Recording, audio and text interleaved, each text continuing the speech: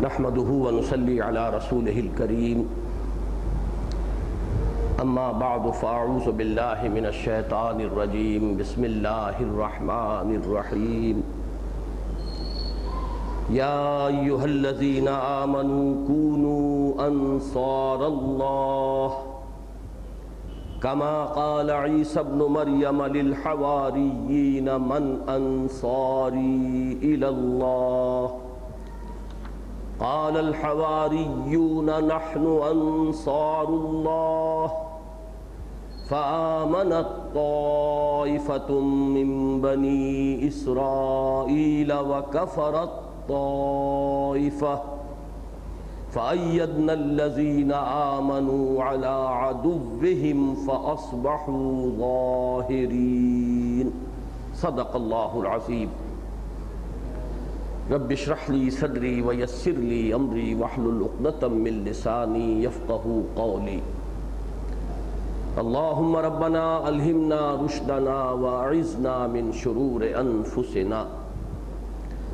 اللهم ارنا الحق حقا وارزقنا اتباعه وارنا الباطل باطلا وارزقنا اجتنابه اللهم وفقنا لما تحب وترضى اللهم وفقنا نجاهد في سبيلك بأموالنا وأنفسنا اللهم ارزقنا شهادة في سبيلك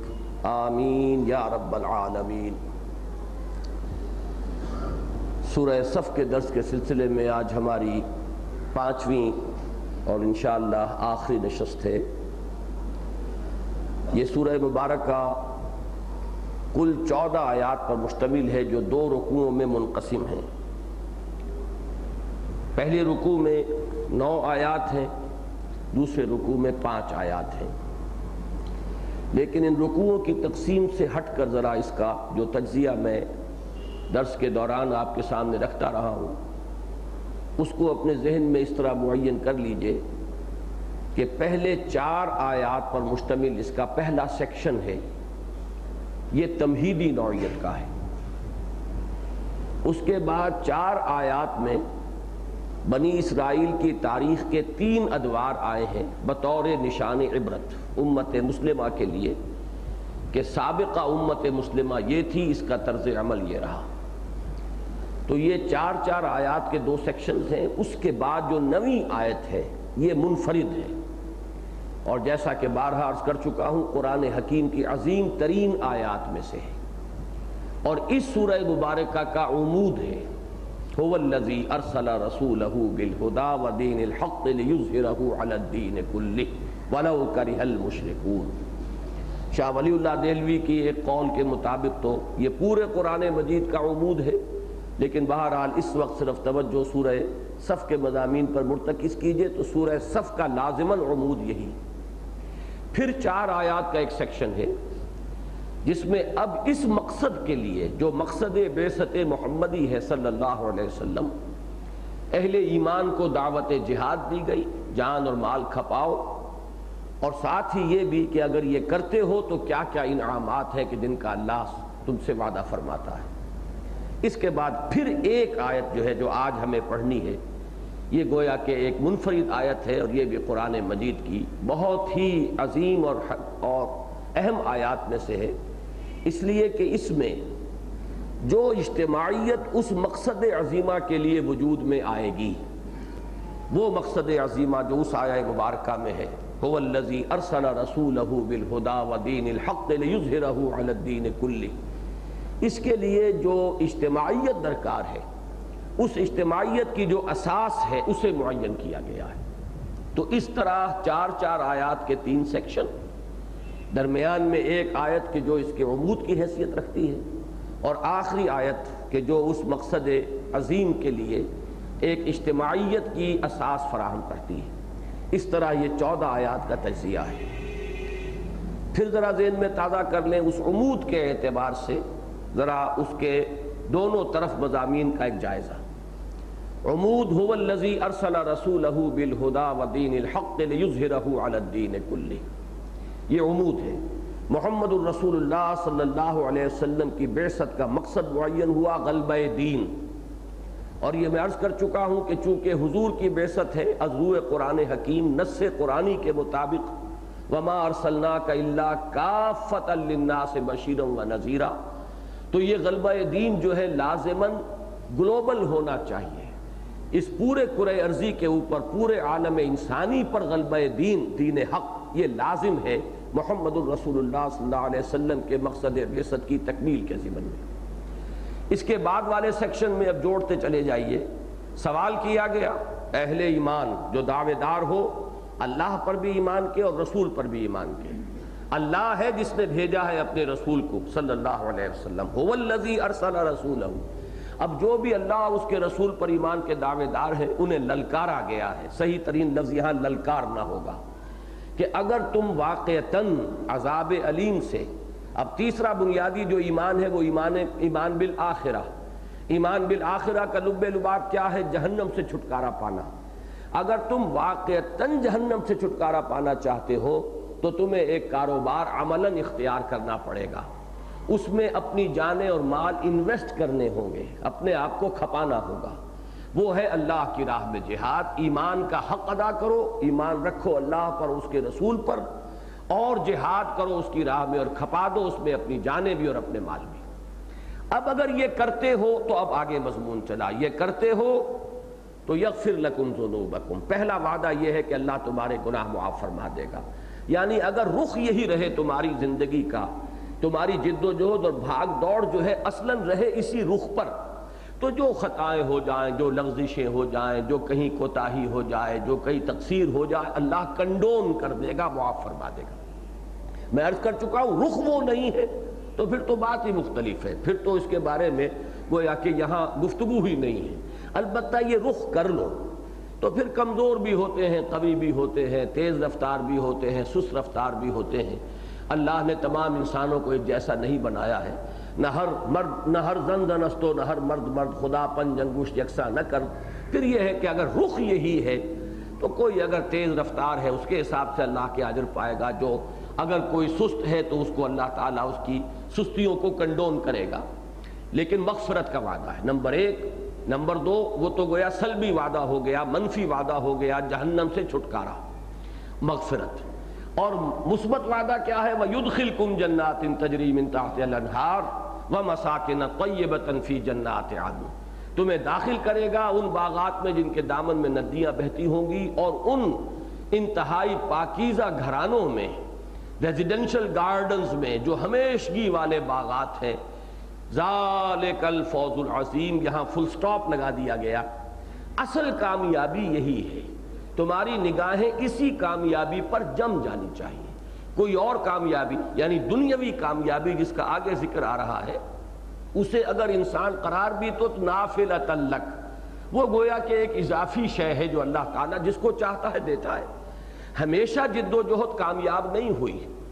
آپ کو معلوم ہے کہ شہیدین کی تحریک اس اعتبار سے کامیاب نہیں ہوئی کہ انہیں دنیا میں غلبہ مل گیا ہوتا، لیکن اس کے یہ معنی نہیں کہ وہ ناکام ہیں۔ اگر کامیابی کا تصور دنیا کی کامیابی ہو تو پھر وہ ناکام قرار پائیں گے۔ کتنے ہی رسول ہیں کہ ان کی جد و جہد دنیا میں کامیاب نہیں ہوئی، تو معاذ اللہ اگر تمہارا تصور وہ رہا کہ دنیاوی کامیابی بھی اس کا جزو لازم ہے، تو گویا کہ پھر وہ کسی نہ کسی اعتبار سے اور کسی نہ کسی درجے میں ناکام قرار پائیں گے۔ لہذا فل سٹاپ تو یہاں ہے، ذالک الفوز العظیم، نگاہ جم جانی چاہیے اس پر کہ یہی ہے اصل کامیابی، بڑی کامیابی۔ لیکن چونکہ ایک خاص مرحلے تک دعوت پہنچ چکی تھی اور اس میں اہل ایمان کو اب بتایا جانا تھا کہ اب تمہاری قربانیاں اور تمہارے اب تک کے امتحانات جو تم نے پاس کیے ہیں، صبر اور مصابرت کی جن منزلوں سے گزرے ہو، اب اللہ تعالیٰ کی طرف سے نصرت آیا چاہتی ہے، اور کامیابی اور کامرانی دنیاوی اعتبار سے بھی اب تمہارے قدموں کو چوما چاہتی ہے۔ وَأُخْرَى تُحِبُّونَهَا، یہ میں عرض کر چکا ہوں کہ پہلے میں یہ کہا کرتا تھا صرف اپنے ذوق اور وجدان کی بنیاد پر، اب تو میرے پاس دلیل ہے۔ امام فخر الدین رازی رحمۃ اللہ علیہ کا قول کہ ان کے میں نے الفاظ آپ کو سنائے تھے، وَفِي تُحِبُّونَهَا شَيْءٌ مِّنَ التَّوْبِيخِ عَلَى مَحَبَّةِ الْعَاجِلِ، اس تحبونہا کے لفظ میں ایک طرح کی توبیخ ہے، مذمت ہے کہ اگر تم محبت کرتے ہو اس فتح سے تو یہ بھی گویا کہ ایک حب عاجلہ والی بات ہے، یہ بھی دنیاوی محبت کا ایک پرتو ہے اس میں کہ تم یہ چاہتے ہو کہ تمہاری کامیابیاں اس دنیا میں بھی، جسے انگریزی میں کہتے ہیں they should be crowned with success in this world، حالانکہ تمہارے سامنے تو صرف آخرت کی کامیابی ہونی چاہیے۔ یہ اللہ دینا چاہے تو دے دے، نافلہ تعلق نہ دینا چاہے تو تمہاری نگاہوں میں نہیں رہنی چاہیے۔ اس کو ایک اور جو آج کے درس کا ایک لب لباب آئے گا یہاں جوڑ لیجئے۔ اگر یہ کرتے ہو، میں گنوا رہا تھا کہ اگر تم یہ کاروبار کرتے ہو تو مغفرت ہے نمبر 1، جنت کا وعدہ ہے نمبر 2، یہ ہے اصل کامیابی۔ تیسرا وعدہ دنیا میں بھی نصرت اور فتح، اور چوتھا وعدہ تم اللہ کے مددگار قرار پاؤ گے۔ یا ایھا الذین کونوا یا ایھا الذین آمنوا کونوا انصار اللہ۔ اب اس سے اونچا روحانی مرتبہ، اس سے اونچا مقام بندے کے لیے، مخلوق کے لیے کہ وہ خالق کا مددگار قرار دیا جائے، کوئی روحانی مقام، کوئی سلوک کی منزل اب اس سے اونچی نہیں ہو سکتی کہ جس کے بارے میں اللہ تعالیٰ یہ کہے یہ میرا مددگار ہے، کونوا انصار اللہ۔ تو یہ 4 چیزیں تو آپ نے گن لی کہ اگر کرتے ہو تو یہ ہے۔ اب ذرا پیچھے کی طرف جائزہ لیجئے، اگر نہیں کرتے تو نمبر 1 جہنم سے چھٹکارا پانے کی امید بھی امید موہوم ہے۔ وہ آیا کس انداز سے یہ مضمون نکلا کہ یا ایھا الذین آمنوا هل ادلکم علی تجارۃ تنجیکم من عذاب علیم۔ اہل ایمان، کیا تمہیں وہ تجارت بتائی جائے جو عذاب علیم سے چھٹکارا دلا دے؟ اب اگر یہ نہیں کرتے تو اس کی کیا معنی ہے کہ عذاب علیم سے چھٹکارا پانا ایک امید موہوم ہے۔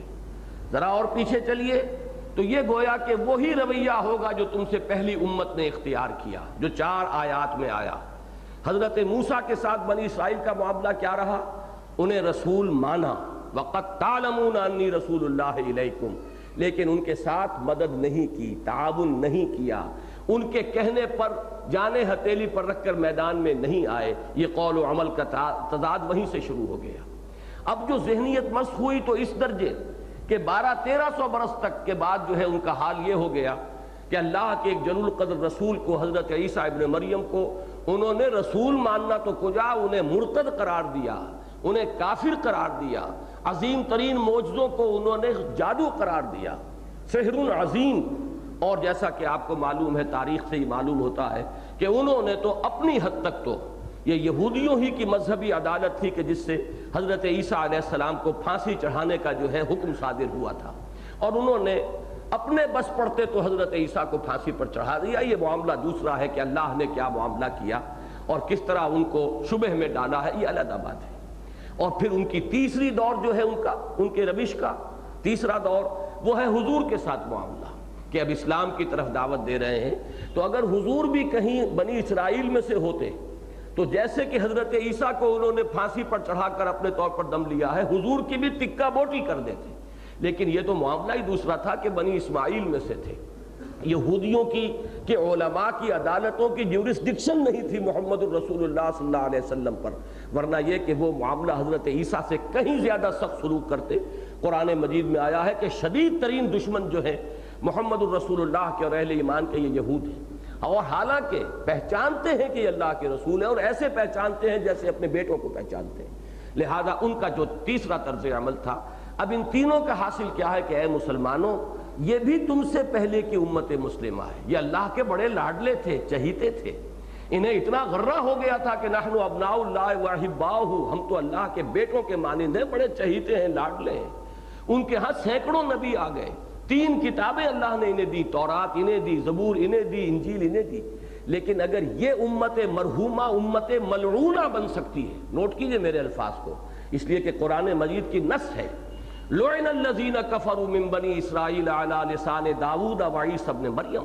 لعنت کی گئی ان پر جنہوں نے بنی اسرائیل میں سے کفر کیا، حضرت داؤد کی زبانی بھی اور حضرت عیسیٰ ابن مریم کی زبانی بھی۔ تو اب یہ امت مرحومہ، امت ملعونہ بن گئی ہے، یہ تمہارے لیے نشان عبرت ہے۔ اگر تم نے بھی وہی طرز عمل اختیار کیا تو کسی گھمنڈ میں نہ رہنا، کسی مغالطے میں نہ رہنا۔ اللہ تعالیٰ کو تو اس مقصد عظیم سے ہے سارا تعلق کہ جس کے لیے اپنے رسول کو بھیجا۔ ان کے دست و بازو بنو گے، ان کے مقصد بعثت کی تکمیل کے لیے تن من دھن لگاؤ گے تو تم سے پیارا اللہ کو کوئی نہیں ہوگا، تم سے لاڈلا کوئی نہیں ہوگا، تمہاری اللہ تعالیٰ مدد فرمائے گا۔ لیکن اگر اس مقصد سے تم پہلو ہی کرو گے، اسے ترک کر دو گے، تج دو گے، تو پھر اللہ کا تمہارے ساتھ معاذ اللہ ثم معاذ اللہ کوئی رشتہ نہیں ہے، کوئی جانبداری تمہارے ساتھ نہیں ہوگی۔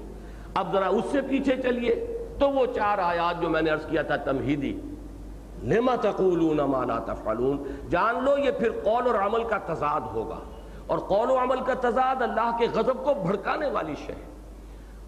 کبر مقتا عند اللہ ان تقولوا ما لا تفعلون، اور جان لو کہ اللہ تعالیٰ کو تو محبوب ہے اپنے وہ بندے جو اس کی راہ میں جنگ کرتے ہیں،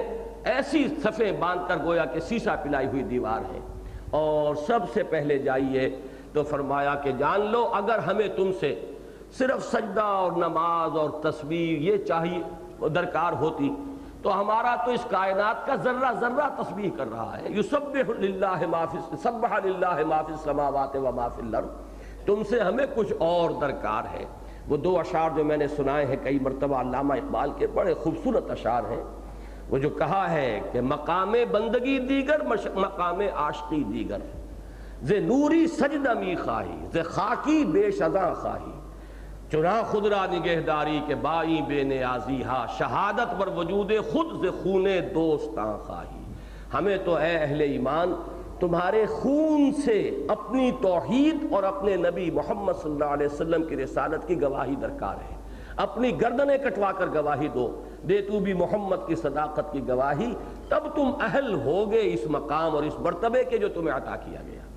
یہ گویا کہ ان 13 آیات کا ایک تجزیہ ہو گیا، کس قدر خوبصورت یہ ہار ہے۔ میں نے جیسا کہ عرض کیا تھا پہلے کہ ہر صورت کی مثال ایک موتیوں کے ہار کی ہے، ہر آیت ایک موتی ہے نہایت حسین اور جمیل۔ اب ان کو جو ایک ڈور میں پرو دیا گیا ہے اور اس میں ایک نظم ہے، ایک توازن ہے، ایک طرح کی جسے آپ کہتے ہیں کہ ادھر اور ادھر کے اندر سملیرٹی پیدا کی گئی ہے، اس سے جو حسن دوبالا ہو جاتا ہے ہر موتی کا کہ جو اس ہار میں پرویا گیا۔ یوں سمجھیے کہ اس ہار کے درمیان میں تو وہ بہت ہی بڑا کوئی ہیرا ہے، هو الذی ارسل رسولہ بالہدی ودین الحق لیظہرہ علی الدین کلہ ولو کرہ المشرکون۔ اب ادھر چلیے، ایک ونگ جو ہے اس ہار کا، ایک سائیڈ اہل ایمان اگر اللہ اور اس کے رسول پر دعوے دار ہو ایمان کے، اور اگر آخرت پر تمہارا ایمان ہے اور واقعتاً جہنم سے چھٹکارا چاہتے ہو تو لو تمہیں ہم راستہ بتا دیتے ہیں، اللہ پر اور اس کے رسول پر ایمان پختہ رکھو اور کھپا دو اپنی جانیں اور مال اپنے اللہ کی راہ میں جہاد کرتے ہو، یہی تمہارے لیے بہتر ہے اگر تم سمجھو۔ وہ بہتری کیا ہے؟ مغفرت، جنت کا داخلہ، دنیا میں بھی نصرت کا وعدہ، اللہ تعالیٰ فتح سے بھی اگر چاہے گا تو تمہیں ہمکنار کر دے گا، اور سب سے بڑی بات اللہ تمہیں اپنا مددگار قرار دے گا۔ نہیں کرتے ہو تو آؤ پیچھے کی طرف، پھر جہنم سے چھٹکارا امید موہوم، پھر تم بھی گویا کہ سابقہ امت کی جگہ پر جا کر کھڑے ہو جاؤ گے، تم اس غرے میں رہو گے کہ ہم امت مرحومہ ہے، حالانکہ امت ملعونہ بن چکے ہوگے، جیسے کہ پہلی ایک امت جو ہے وہ امت ملعونہ بن چکی۔ ضربت علیہم الذلۃ والمسکنۃ وباؤوا بغضب من اللہ، وہ مغضوب امت ہے جسے کہ انہیں غرہ تھا ہم مرحوم ہیں اور محبوب ہیں اللہ کے۔ یہی حشر تمہارا ہوگا، اور اس سے پہلے یہ کہ اللہ نے تو صاف کھول دیا ہے، جو اس وادی میں قدم رکھنا چاہے وہ جان لے اللہ کو محبوب وہ ہے جو اس کی راہ میں جنگ کرتے ہیں، صفے باندھ کر کوئی سیسا پلائی ہوئی دیوار ہے۔ کان کھول کر سن لو اور سوچ سمجھ کر اس وادی میں قدم رکھو، اور اگر اللہ پر اور اس کے رسول پر ایمان کا دعویٰ ہے تو یہ اس کے تقاضے ہیں۔ باقی رہ گیا سجدہ اور تسبیح اور تحمید اور رکوع اور سجود، تو یہ تو ہماری کائنات کا ذرہ ذرہ کر رہا ہے۔ وما یعلم جنود ربک الا ھو، فرشتوں کی تعداد کا تم تصور ہی نہیں کر سکتے۔ ایک حدیث میں آتا ہے کہ 7 آسمانوں پر بالشت بھر جگہ بھی خالی نہیں ہے جہاں کوئی نہ کوئی وہ نوری مخلوق، وہ فرشتہ، کوئی نہ کوئی فرشتہ یا تو وہ کھڑا ہوا ہے دست بستہ یا سرب سجود ہے، اور یا یہ ہے کہ وہ رکوع میں ہے۔ تو اللہ کو اس کی ضرورت نہیں تھی بندہ انسان کی تخلیق میں، جیسے کہ فرشتوں نے کہا تھا جب کہ اللہ تعالیٰ نے فرمایا تھا انی جاعل فی الارض خلیفہ، قالوا اتجعل فیہا من یفسد فیہا ویسفک الدماء ونحن نسبح بحمدک ونقدس لک۔ تو اس کام کے لیے تمہیں نہیں بنایا تھا، تمہیں اپنی خلافت سے سرفراز کیا تھا، اور اس خلافت کا تقاضا یہ ہے کہ ز نوری سجدہ می خواہی ز خاکی بے شذا خواہی، چلاں خود را نگہداری کہ بائیں بے نیازی ہا، شہادت بر وجود خود ز خون دوستاں خواہی۔ اب یہ ہے اس سورہ مبارکہ کا 2 مرتبہ میں نے تجزیہ جو ہے اس ایک ہار کی تمثیل کے ساتھ آپ کے سامنے رکھ دیا۔ اب دیکھیے موٹی سی بات یہ ہے، اگر معاملہ ہو صرف تبلیغ کا تو ایک فرد بھی تبلیغ کر سکتا ہے،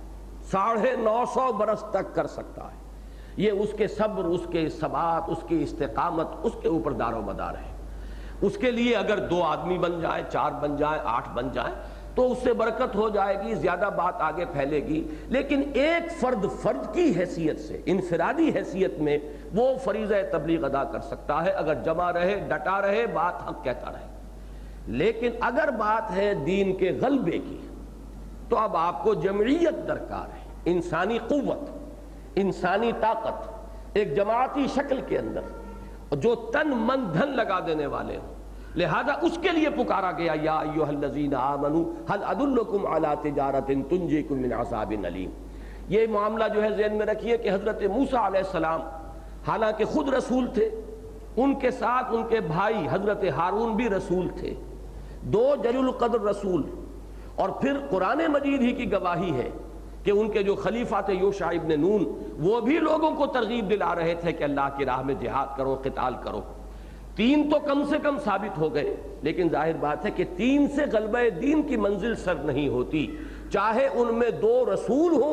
اور 1 صدیق ہو، تب بھی غلبہ دین کا کام نہیں ہو سکتا جب تک کہ ایک معتدب جمعیت تیار نہ ہو۔ ایک انسانی قوت درکار ہے غلبہ دین کے لیے، جیسا کہ میں عرض کر چکا ہوں، پھر ذہن میں رکھیے، محض تبلیغ ایک فرد بھی کر سکتا ہے، لیکن غلبہ دین کے لیے آپ کو ایک جمعیت درکار ہے، قوت درکار ہے، ایک جماعت درکار ہے، ایسے لوگوں کی جو فدائین جن کو کہا جائے، تن من دھن لگا دینے والے لوگ، جن کی سب سے بڑی آرزو اللہ کی راہ میں گردن کٹوا دینا ہو، جو اس میں قطعاً کسی درجے میں بھی اس اپنی جان کو بچانے کے لیے پیٹھ موڑنے والے نہ ہوں، ایسے لوگ، اور پھر یہ کہ وہ منظم ہوں، وہ ایک سم و طاعت کے نظام کے اندر پروئے ہوئے ہوں۔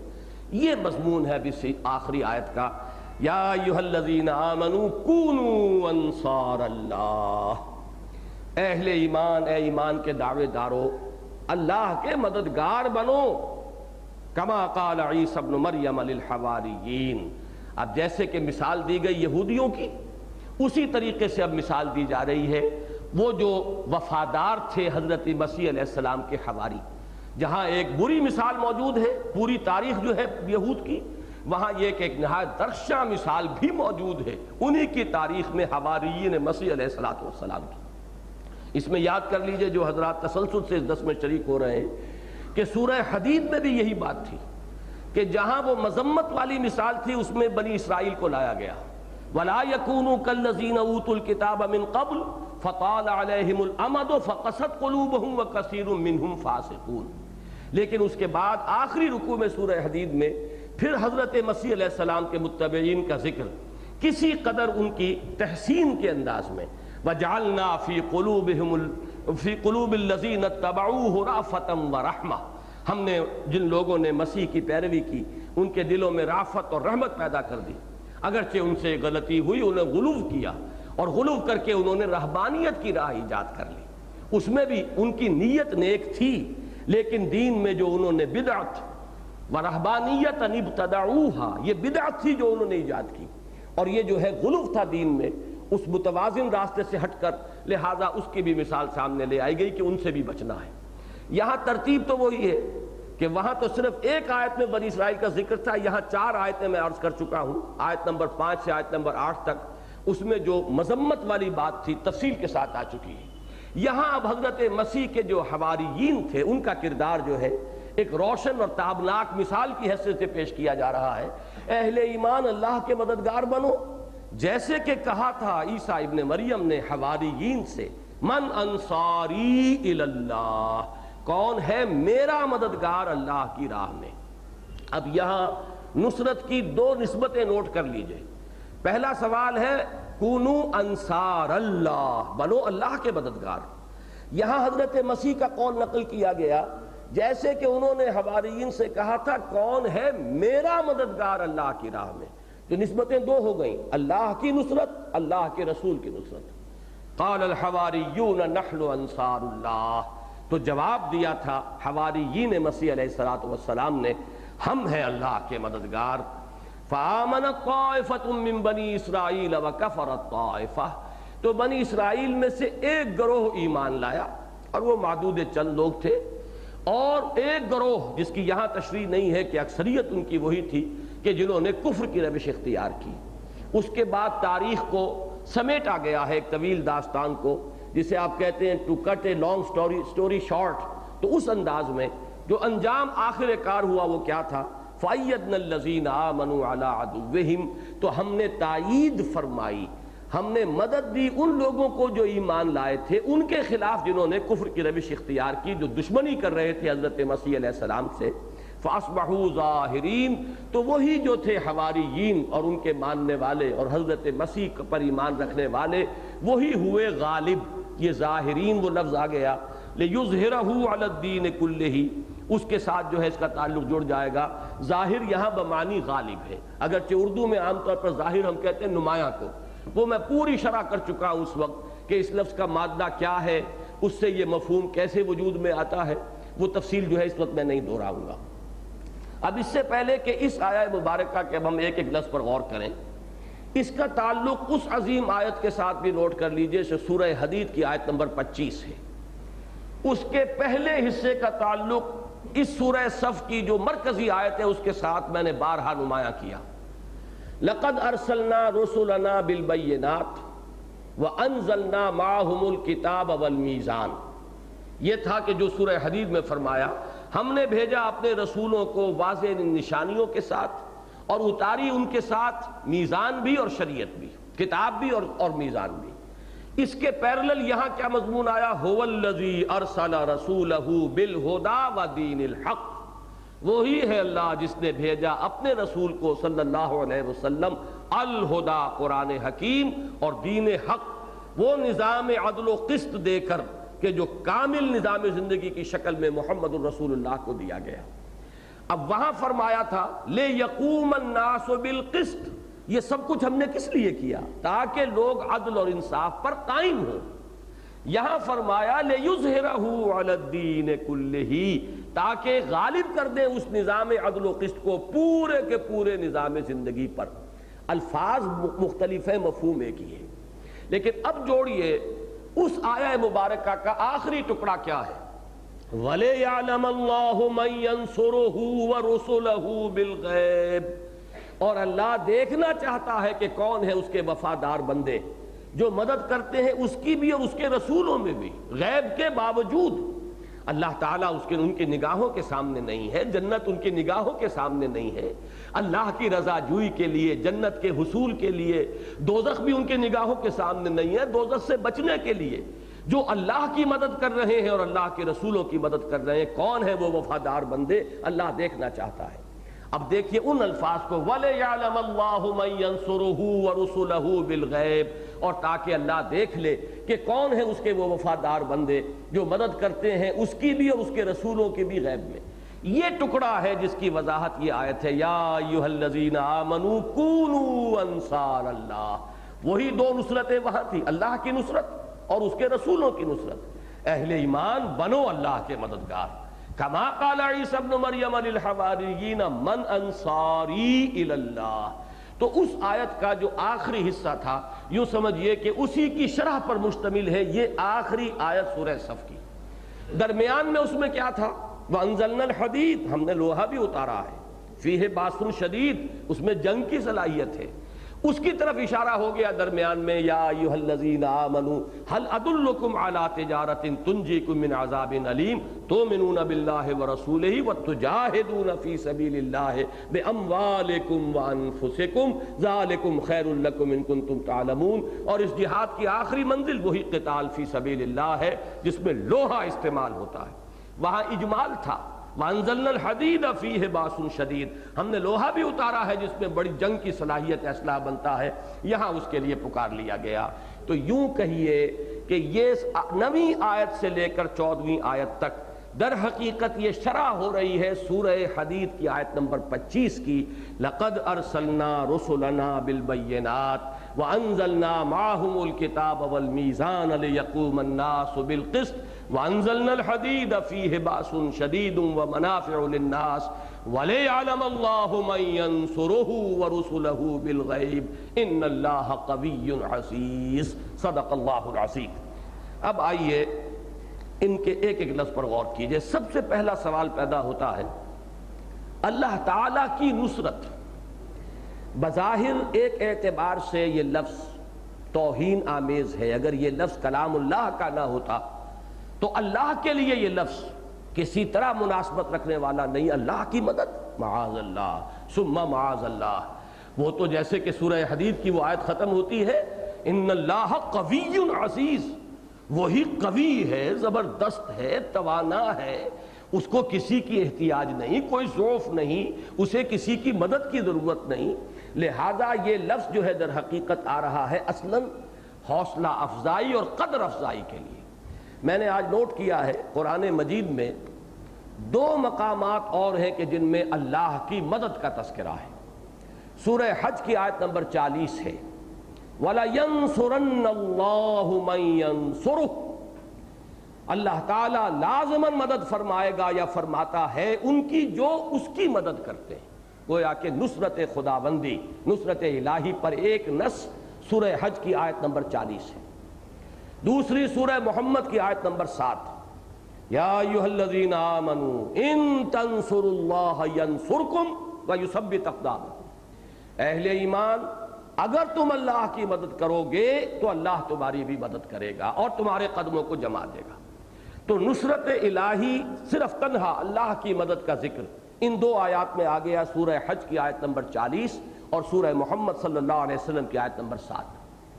پھر نبی اکرم صلی اللہ علیہ وسلم کی نصرت کا ذکر قرآن مجید میں 3 آیات میں ہے۔ سب سے پہلے تو سورہ آل عمران کی آیت کہ اللہ تعالیٰ نے وعدہ لیا تھا تمام رسولوں سے کہ جو بھی تمہارے بعد رسول آئیں گے اور خاص طور پر ہمارے آخری رسول، گویا کہ ان رسولوں کی وساطت سے تمام سابقہ امتوں سے ایک عہد لیا گیا تھا ثم جاءکم رسول مصدقا لما معکم لتؤمنن به ولتنصرنہ، پھر جب وہ رسول آئیں گے جو کہ تصدیق کرتے ہوئے آئیں گے ان چیزوں کی جو تمہارے پاس موجود ہوں گی، تمہارے سامنے ہوں گی، تم لازماً ان پر ایمان لاؤ گے اور تم لازماً ان کی مدد کرو گے۔ یہی لفظ آیا ہے، یہ سورہ آل عمران کی آیت نمبر 81 ہے۔ سورہ اعراف کی آیت نمبر 157، یہ وہ عظیم آیت ہے جس پر میں نے ایک تقریر کی تھی مکمل، اور وہ میرا کتابچہ موجود ہے، بہت سادہ زبان میں اور بہت ہی وہ بنیادی کتابچہ ہے، اگرچہ اس طور پر میں اسے لکھ نہیں سکا، ورنہ یہ کہ اگر میں اس کو خود لکھ دیتا دوبارہ تو جیسے مسلمانوں پر قرآن مجید کے حقوق والا کتابچہ ہمارا بہت اہم اور بنیادی اور اساسی اور جامع بن گیا ہے، ویسا ہی کتابچہ بن جاتا، لیکن یہ کہ ضرورت پوری کرتا ہے کہ ایک آیت کے حوالے سے میں نے حضور کے حقوق جو ہے مسلمانوں پر نبی اکرم صلی اللہ علیہ وسلم کے حقوق کا تذکرہ کر دیا ہے، یا نبی اکرم صلی اللہ علیہ وسلم سے ہمارے تعلق کی بنیادیں، وہ یہ 4 الفاظ ہیں فالذین آمنوا بہ وعزروہ ونصروہ واتبعوا النور الذی انزل معہ اولئک ھم المفلحون۔ تو جو لوگ ہمارے اس رسول نبی امی صلی اللہ علیہ وسلم پر ایمان لائیں گے، ان کی تعظیم کریں گے، ان کی مدد کریں گے اور اتباع کریں گے اس روشنی کا کہ جو ان کے ساتھ نازل کی جائے گی، یعنی قرآن حکیم، تو وہی لوگ ہوں گے فلاح پانے والے۔ یہاں بھی حضور کی نصرت کا ذکر ہے۔ اور ایک مرتبہ یہ سورہ توبہ کی آیت نمبر 40 میں یہ منفی انداز میں زجر اور توبیخ کے انداز میں مسلمانوں سے خطاب کیا گیا ہے غزوہ تبوک کے موقع پر۔ کیا ہو گیا ہے تمہیں جب تمہیں کہا جا رہا ہے اللہ کی راہ میں نکلو، تم بوجھل ہوئے جا رہے ہو، زمین کی طرف دھنسے چلے جا رہے ہو؟ وہیں یہ الفاظ آئے ہیں تنبیہ کے انداز میں الا تنصروہ فقد نصرہ اللہ، اگر تم مدد نہیں کرو گے تو یہ نہ سمجھنا کہ ان کی کوئی مدد کرنے والا نہیں، ان کی مدد تو اللہ کرتا رہا ہے، کیسے کیسے مراحل سے گزار کر لایا ہے۔ آج تو یوں سمجھیے سن 9 ہجری ہے، مکہ بھی فتح ہو چکا ہے، جزیرہ نماء عرب پر غلبہ حاصل ہو چکا ہے۔ وہ وقت بھی تھا ثانی اثنین اذ ہما فی الغار، جب یہ 2 میں کے دوسرے تھے، صرف 2 اور ان میں یہ دوسرے تھے، اور اس وقت جو ہے غار کے اندر یہ روپوش تھے۔ اس وقت کس نے مدد کی تھی، کس نے بچایا تھا؟ ان تفتیش کرنے والوں سے، اور جو سراغ لگاتے لگاتے اور وہ کھوج نکالتے نکالتے عین غار کے دہانے تک پہنچ گئے تھے۔ الا تنصروہ فقد نصرہ اللہ، اللہ نے تو ان کی مدد کی ہے۔ تو دو مقامات وہاں ہیں جہاں صرف اللہ کی نصرت کا ذکر ہے، تین مقامات وہاں ہیں جہاں رسول کی نصرت کا ذکر ہے۔ اس کے بعد اب نوٹ کیجئے، دو آیات تو قرآن مجید میں ایسی ہیں جس میں اللہ اور اس کے رسول دونوں کو جمع کیا گیا ہے ایک ہی بریکٹ کی شکل میں، اللہ کے رسولوں کی نصرت۔ سورہ حدید کی آیت نمبر 25، وَلَيَعْلَمَ اللَّهُ مَن يَنصُرُهُ وَرُسُلَهُ بِالْغَيْبِ، اللہ دیکھنا چاہتا ہے کہ کون ہے اس کے وفادار بندے جو اس کی اور اس کے رسولوں کی مدد کرتے ہیں۔ سورہ حشر جو ہم پڑھ چکے ہیں، اسی سلسلہ سور کی وہ سورت ہے، اس میں ہم یہ آیت نمبر 8 پڑھ چکے ہیں، لِلْفُقَرَاءِ الْمُهَاجِرِينَ الَّذِينَ أُخْرِجُوا مِن دِيَارِهِمْ وَأَمْوَالِهِمْ يَبْتَغُونَ فَضْلًا مِّنَ اللَّهِ وَرِضْوَانًا وَيَنصُرُونَ اللَّهَ وَرَسُولَهُ، جو مدد کر رہے ہیں اللہ کی اور اس کے رسول کی صلی اللہ علیہ وسلم۔ تو یہ دو آیات میں اللہ اور اس کے رسول کو گویا کہ بریکٹ کیا گیا، اور دو مقامات ہیں یہ کہ جن میں سے ایک ہم پڑھ رہے ہیں، یا ایھا الذین آمنوا کونوا انصار اللہ کما قال عیسی ابن مریم للحواریین من انصاری الی اللہ۔ من انصاری الی اللہ میں نصرت رسول ہے، اور انصار اللہ میں صراحت کے ساتھ یہ جو ہے اللہ تعالیٰ کی نصرت۔ بعین ہی یہی مضمون سورہ آل عمران میں آیا ہے، وَإِذَا احس عیسیٰ منہم الکفر، جبکہ وہ شروع ہوا ہے مخالفت کا معاملہ یہود کا حضرت مسیح علیہ السلام سے، غالباً لما کا لفظ ولما احس عیسیٰ منہم الکفر، فلما احس عیسیٰ منہم الکفر، جب کفر کی بہت ہی شدت محسوس کی حضرت مسیح نے تو انہوں نے کہا قال من انصاری الی اللہ، کون ہے میرا مددگار اللہ کی راہ میں؟ تو اس وقت حواریین نے کہا تھا نحن انصار اللہ۔ یہ بالکل وہی مضمون ہے جو اس مقام پر آیا ہے، اسی کا مثنیٰ ہے جو سورہ آل عمران میں ہے۔ اب اصولاً سمجھیے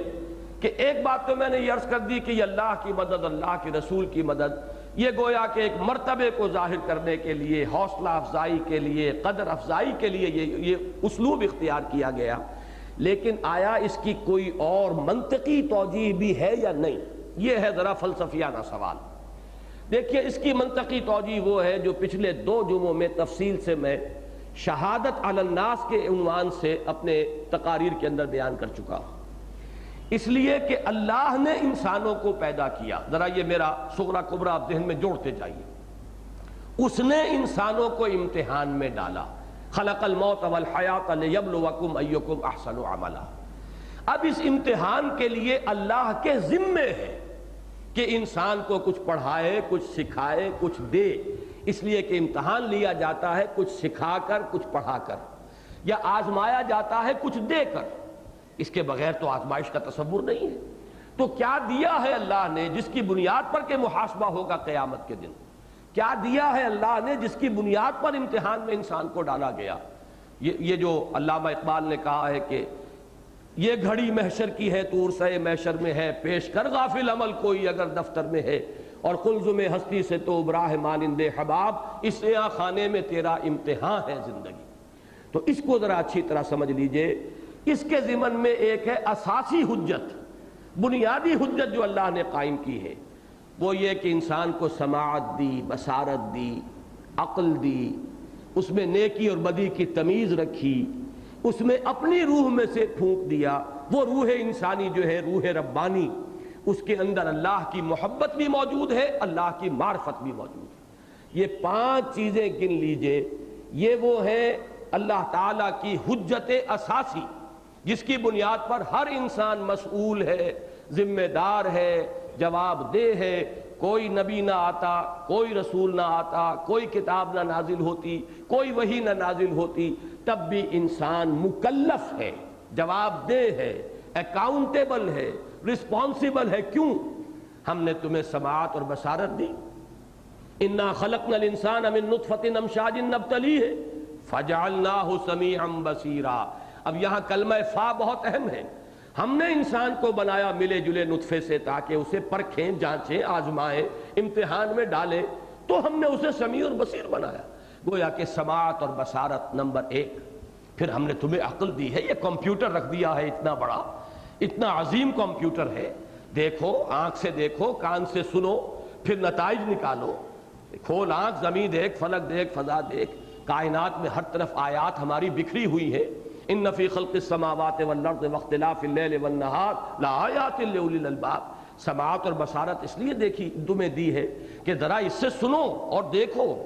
دیدن دیگر آموز، سنیدن دیگر آموز۔ صرف حیوانوں کا سا دیکھنا نہ دیکھو، صرف حیوانوں کا سا سننا نہ سنو، بلکہ انسانوں کا سا سننا اور انسانوں کا سا دیکھنا سیکھو، پھر عقل کو استعمال کرو۔ افلا یدبرون افلا تعقلون افلا یعقلون۔ ہم نے انہیں عقل دی ہے۔ یہ آیات جو ہے کن کے لیے؟ لقوم یعقلون، ان لوگوں کے لیے جو عقل سے کام لیں۔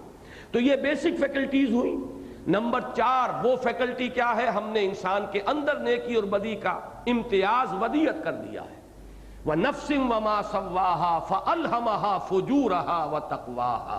انسان جیسے کہ ظاہری سماعت اور بصارت لے کر آیا ہے، ایک باطنی بصیرت بھی اس میں ہے کہ وہ جانتا ہے by his very nature he knows what is good and what is evil۔ اس کو کوئی ضرورت نہیں ہے تفصیل سے ایک لسٹ لگا کر رکھنے کی، جیسے مارشل لا کے زمانے میں لازم ہو جاتا ہے لسٹیں لگاؤ باہر۔ کوئی ضرورت نہیں کہ یہ نیکی ہے یہ بدی ہے، انسان جانتا ہے۔ انسان کو ہم نے یہ بصیرت باطنی دے کر بھیجا ہے۔ اور سب سے بڑی بات یہ ہے وَنَفَخْتُ فِيهِ مِن رُوحِي، اپنی روح میں سے اس میں پھونکا ہے۔ اور اللہ تعالیٰ کی روح، ذرا تصور کیجئے اس کا جو تعلق ہے براہ راست اللہ کے ساتھ، اس روح کے اندر اللہ کی محبت بھی ودیت شدہ موجود ہے، اور اس روح کے اندر اللہ کی معرفت بھی موجود ہے۔ یہ 5 چیزیں میں نے پھر گنوا دی۔ یہ ہے در حقیقت وہ بنیادی حجتیں اللہ کی جو انسان پر ہیں۔ اب میں ایک لفظ استعمال کر رہا ہوں، اتمام حجت۔ حجت کا اتمام، چونکہ یہ لفظ اس صورت میں بھی آیا ہے واللہ متم نورہ، اللہ اپنے نور کا اتمام فرما کر رہے گا۔ تو ایک تو ہے بنیادی حجت، وہ یہ 5 بنیادوں پر، اور ایک ہے اتمام حجت۔ اتمام حجت کے لیے اللہ نے رسولوں کو بھیجا، نبیوں کو بھیجا، کتابیں نازل کی، اپنی ہدایت کو مبرہن کیا۔ وہ جو میں شہادت حق کے عنوان سے بیان کرتا رہا ہوں ان دونوں جمعوں کے اندر، قول سے بھی شہادت دو، اپنے عمل سے بھی شہادت دو، اللہ کی طرف بلاؤ، اللہ کی ہدایت کا راستہ روشن کر دو، علماً بھی، نظراً بھی، فکراً بھی، دلیل کے طور پر بھی، اور پھر اس کا ایک نمونہ بھی دکھا دو۔ اور یہی شہادت مکمل ہوئی ہے محمد الرسول اللہ کی ہستی میں آ کر، کہ صرف انفرادی طور پر نہیں، اجتماعی طور پر بھی جو ہم نے نظام عدل اجتماعی دیا ہے اسے بھی قائم کر کے اس کا نمونہ دکھا دو۔ اب اس سے اتمام حجت ہو گیا۔ سورہ نساء کی آیت میں جیسا کہ فرمایا لِأَلَّا يَكُونَ لِلنَّاسِ عَلَى اللَّهِ حُجَّةٌ بَعْدَ الرُّسُلِ، اب رسولوں کے آنے کے بعد تو لوگوں کے پاس اللہ کے اس محاسبے کے مقابلے میں کوئی عذر، کوئی حجت، کوئی بہانہ، کوئی دلیل سرے سے باقی نہ رہے۔ اب سوال یہ ہے یہ اتمام حجت کس کی ذمہ داری ہے؟ اصلاً یہ ذمہ داری اللہ کی ہے جس نے پیدا کیا، جو محاسبے کے اندر جو محاسبہ کرے گا، جس نے امتحان میں ڈالا، جس نے پہلی حجتیں دی ہیں، وہی اس آخری حجت کا بھی ذمہ دار ہے۔ یہ بالفعل اللہ کی ذمہ داری ہے۔ اللہ نے اس ذمہ داری کو منتقل کیا اپنے رسولوں پر صلی اللہ علیہ وسلم۔ وہ رسول اللہ کی طرف سے ذمہ داری ادا کر رہے ہیں، حجت قائم کر رہے ہیں، جیسا کہ قرآن مجید میں ایک جگہ آیا فَلِلَّهِ الْحُجَّةُ الْبَالِغَةُ، اللہ ہی کے حق میں ہے وہ حجت بالغہ، حجت کاملہ۔ ظاہر بات ہے کہ کونوا قوامین للہ، کونوا قوامین بالقسط شہداء للہ، اللہ کے حق میں گواہی دی جا رہی ہے، اور اس میں سب سے بڑے گواہ کون ہے؟ اللہ کے رسول۔ وہ گویا کہ مامور ہیں، وہ اپنے اس فرض منصبی کو ادا کرنے پر مامور ہیں۔ میں نے ایک دفعہ مثال بیان کی تھی کہ ایک عام شہری ہوتا ہے اور ایک پولیس مین ہے۔ اگرچہ عام شہری کا فرض بھی یہ ہے ہر مہذب معاشرے میں امن و امان کا خیال رکھے، کہیں جو ہے کوئی فساد وغیرہ ہو رہا ہو تو اس کو روکنے کی کوشش کرے، یہ اس کے فرائض شہریت میں داخل ہیں۔ لیکن جو پولیس مین ہے وہ تو اسی کی تنخواہ پا رہا ہے، وہ تو اسی کے لیے ملازم ہے، اس کا تو یہ فرض منصبی ہے، اسے تو جان بھی جوکھوں میں ڈالنی ہوگی، اپنی جان کا خطرہ بھی لے کر بہرحال وہ فساد جو ہے اس کو روکنا ہوگا، اس لیے کہ یہ تو اس کا عین فرض منصبی ہے۔ اگر وہ نہیں کرتا تو وہ تو گویا کہ اپنے اس فرض منصبی کی ادائیگی میں کوتاہی کر رہا ہوگا۔ اسی طرح ایک عام شہری کا بھی فرض ہے حفظان صحت کے اصولوں کو ملحوظ رکھنا، گندگی نہ ہونے دے، کوڑا کرکٹ جو ہے گلی میں باہر نہ پھینکے، اس کے لیے صحیح جو اصول ہیں ان کو اختیار کرے۔ یہ حفظان صحت کا اہتمام یہ ہر شہری کا بھی فرض ہے، لیکن جو محکمہ ہے صفائی کا وہ تو اسی کی روزی پاتے ہیں، انہیں تو صفائی کرنی ہی کرنی ہے، ان کی تو یہ ذمہ داری ہے، اس لیے کہ وہ اسی کے ملازم ہیں۔ بس یہی سمجھیے کہ اگرچہ یہ فرض عام انسانوں کا بھی ہے، دعوت و تبلیغ،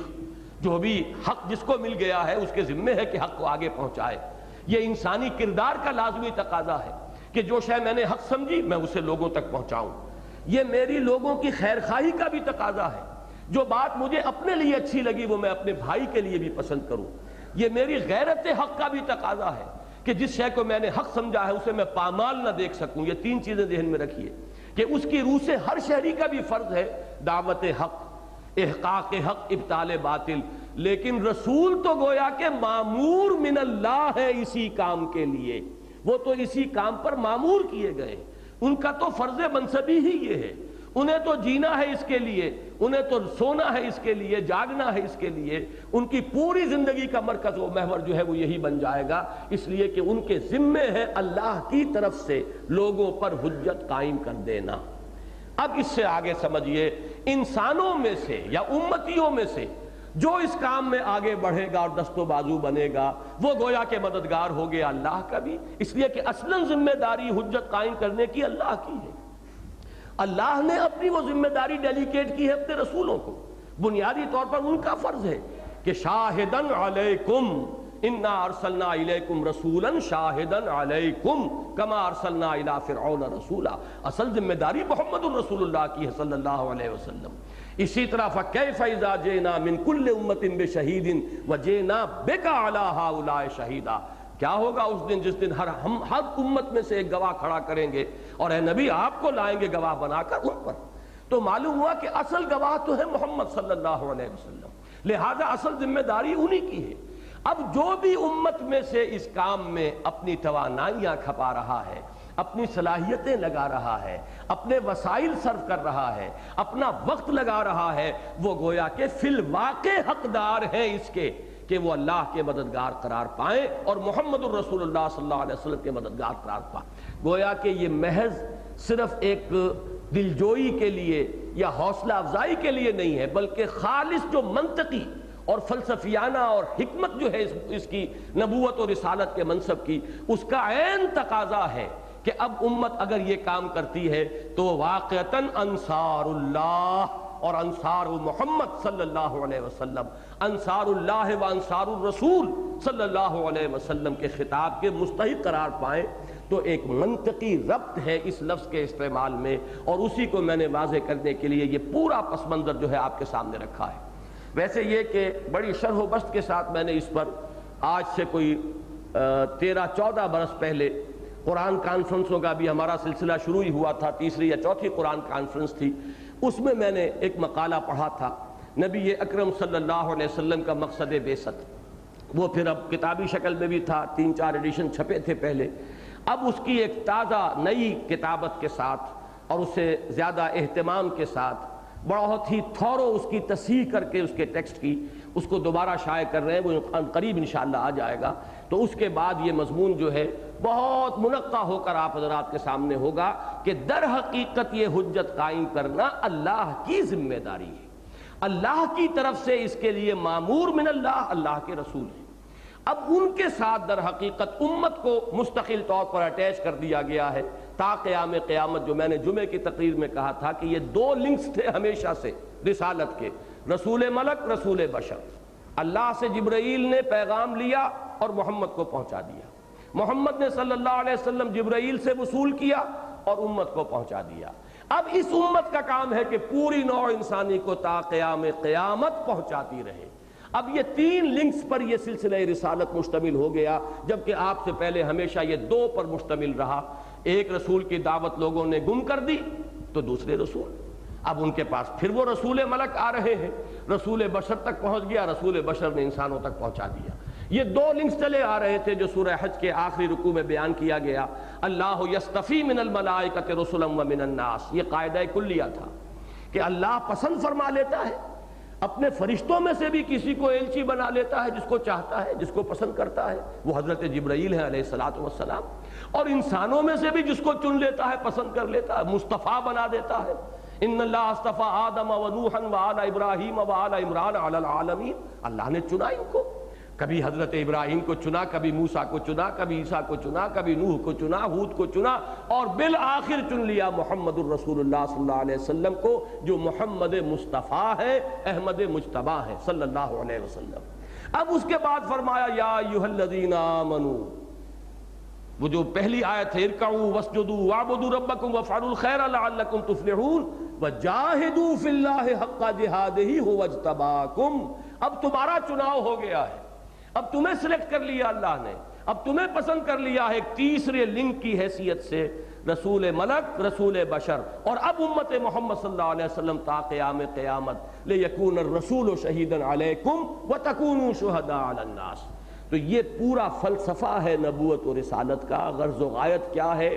اساسی اور بنیادی مقصد کیا ہے نبوت و رسالت کا، اور پھر نبوت و رسالت جب کامل ہو گئی محمد الرسول اللہ صلی اللہ علیہ وسلم پر، تو بعثت محمدی کی اتمامی اور تکمیلی شان کیا ہے، اس پر میرا وہ مقالہ جو ہے اب جب دوبارہ چھپ کر آ جائے گا، آپ حضرات توجہ سے اسے پڑھیے۔ اور میں یہ سمجھتا ہوں کہ اس وقت دنیا میں جہاں کہیں بھی احیاء اسلام کی جد و جہد ہو رہی ہے، اور جو لوگ بھی اس کام میں لگے ہوئے ہیں، ان کے لیے ایک بہت ہی اہم ہے بصیرت باطنی کے جو انشاءاللہ العزیز اس مقالے کے ذریعے سے فراہم ہوگی۔ میں اپنی پہلی فرصت میں کوشش کروں گا کہ اس کا عربی ترجمہ بھی ہو۔ کوششیں تو ہو رہی ہیں دنیا میں، لوگ کام کر رہے ہیں، لیکن ایک کیفیت ہوتی ہے کہ علی بصیرت انا ومن اتبعنی، ایک شکل تو یہ ہوتی ہے کہ جو کام انسان کر رہا ہو علی وجہ البصیرت کر رہا ہو، اس کا صغرا کبرا اسے معلوم ہو، اس کا جو منطق ہے اس کے سامنے ہو، ہدف کیا ہے اس کو بھی جانتا ہو، اور کسی اور کے فلسفے کے اعتبار سے نہ جانتا ہو، از روئے قرآن جانتا ہو، تو جو اسے باطنی بصیرت حاصل ہوگی، اگرچہ وہ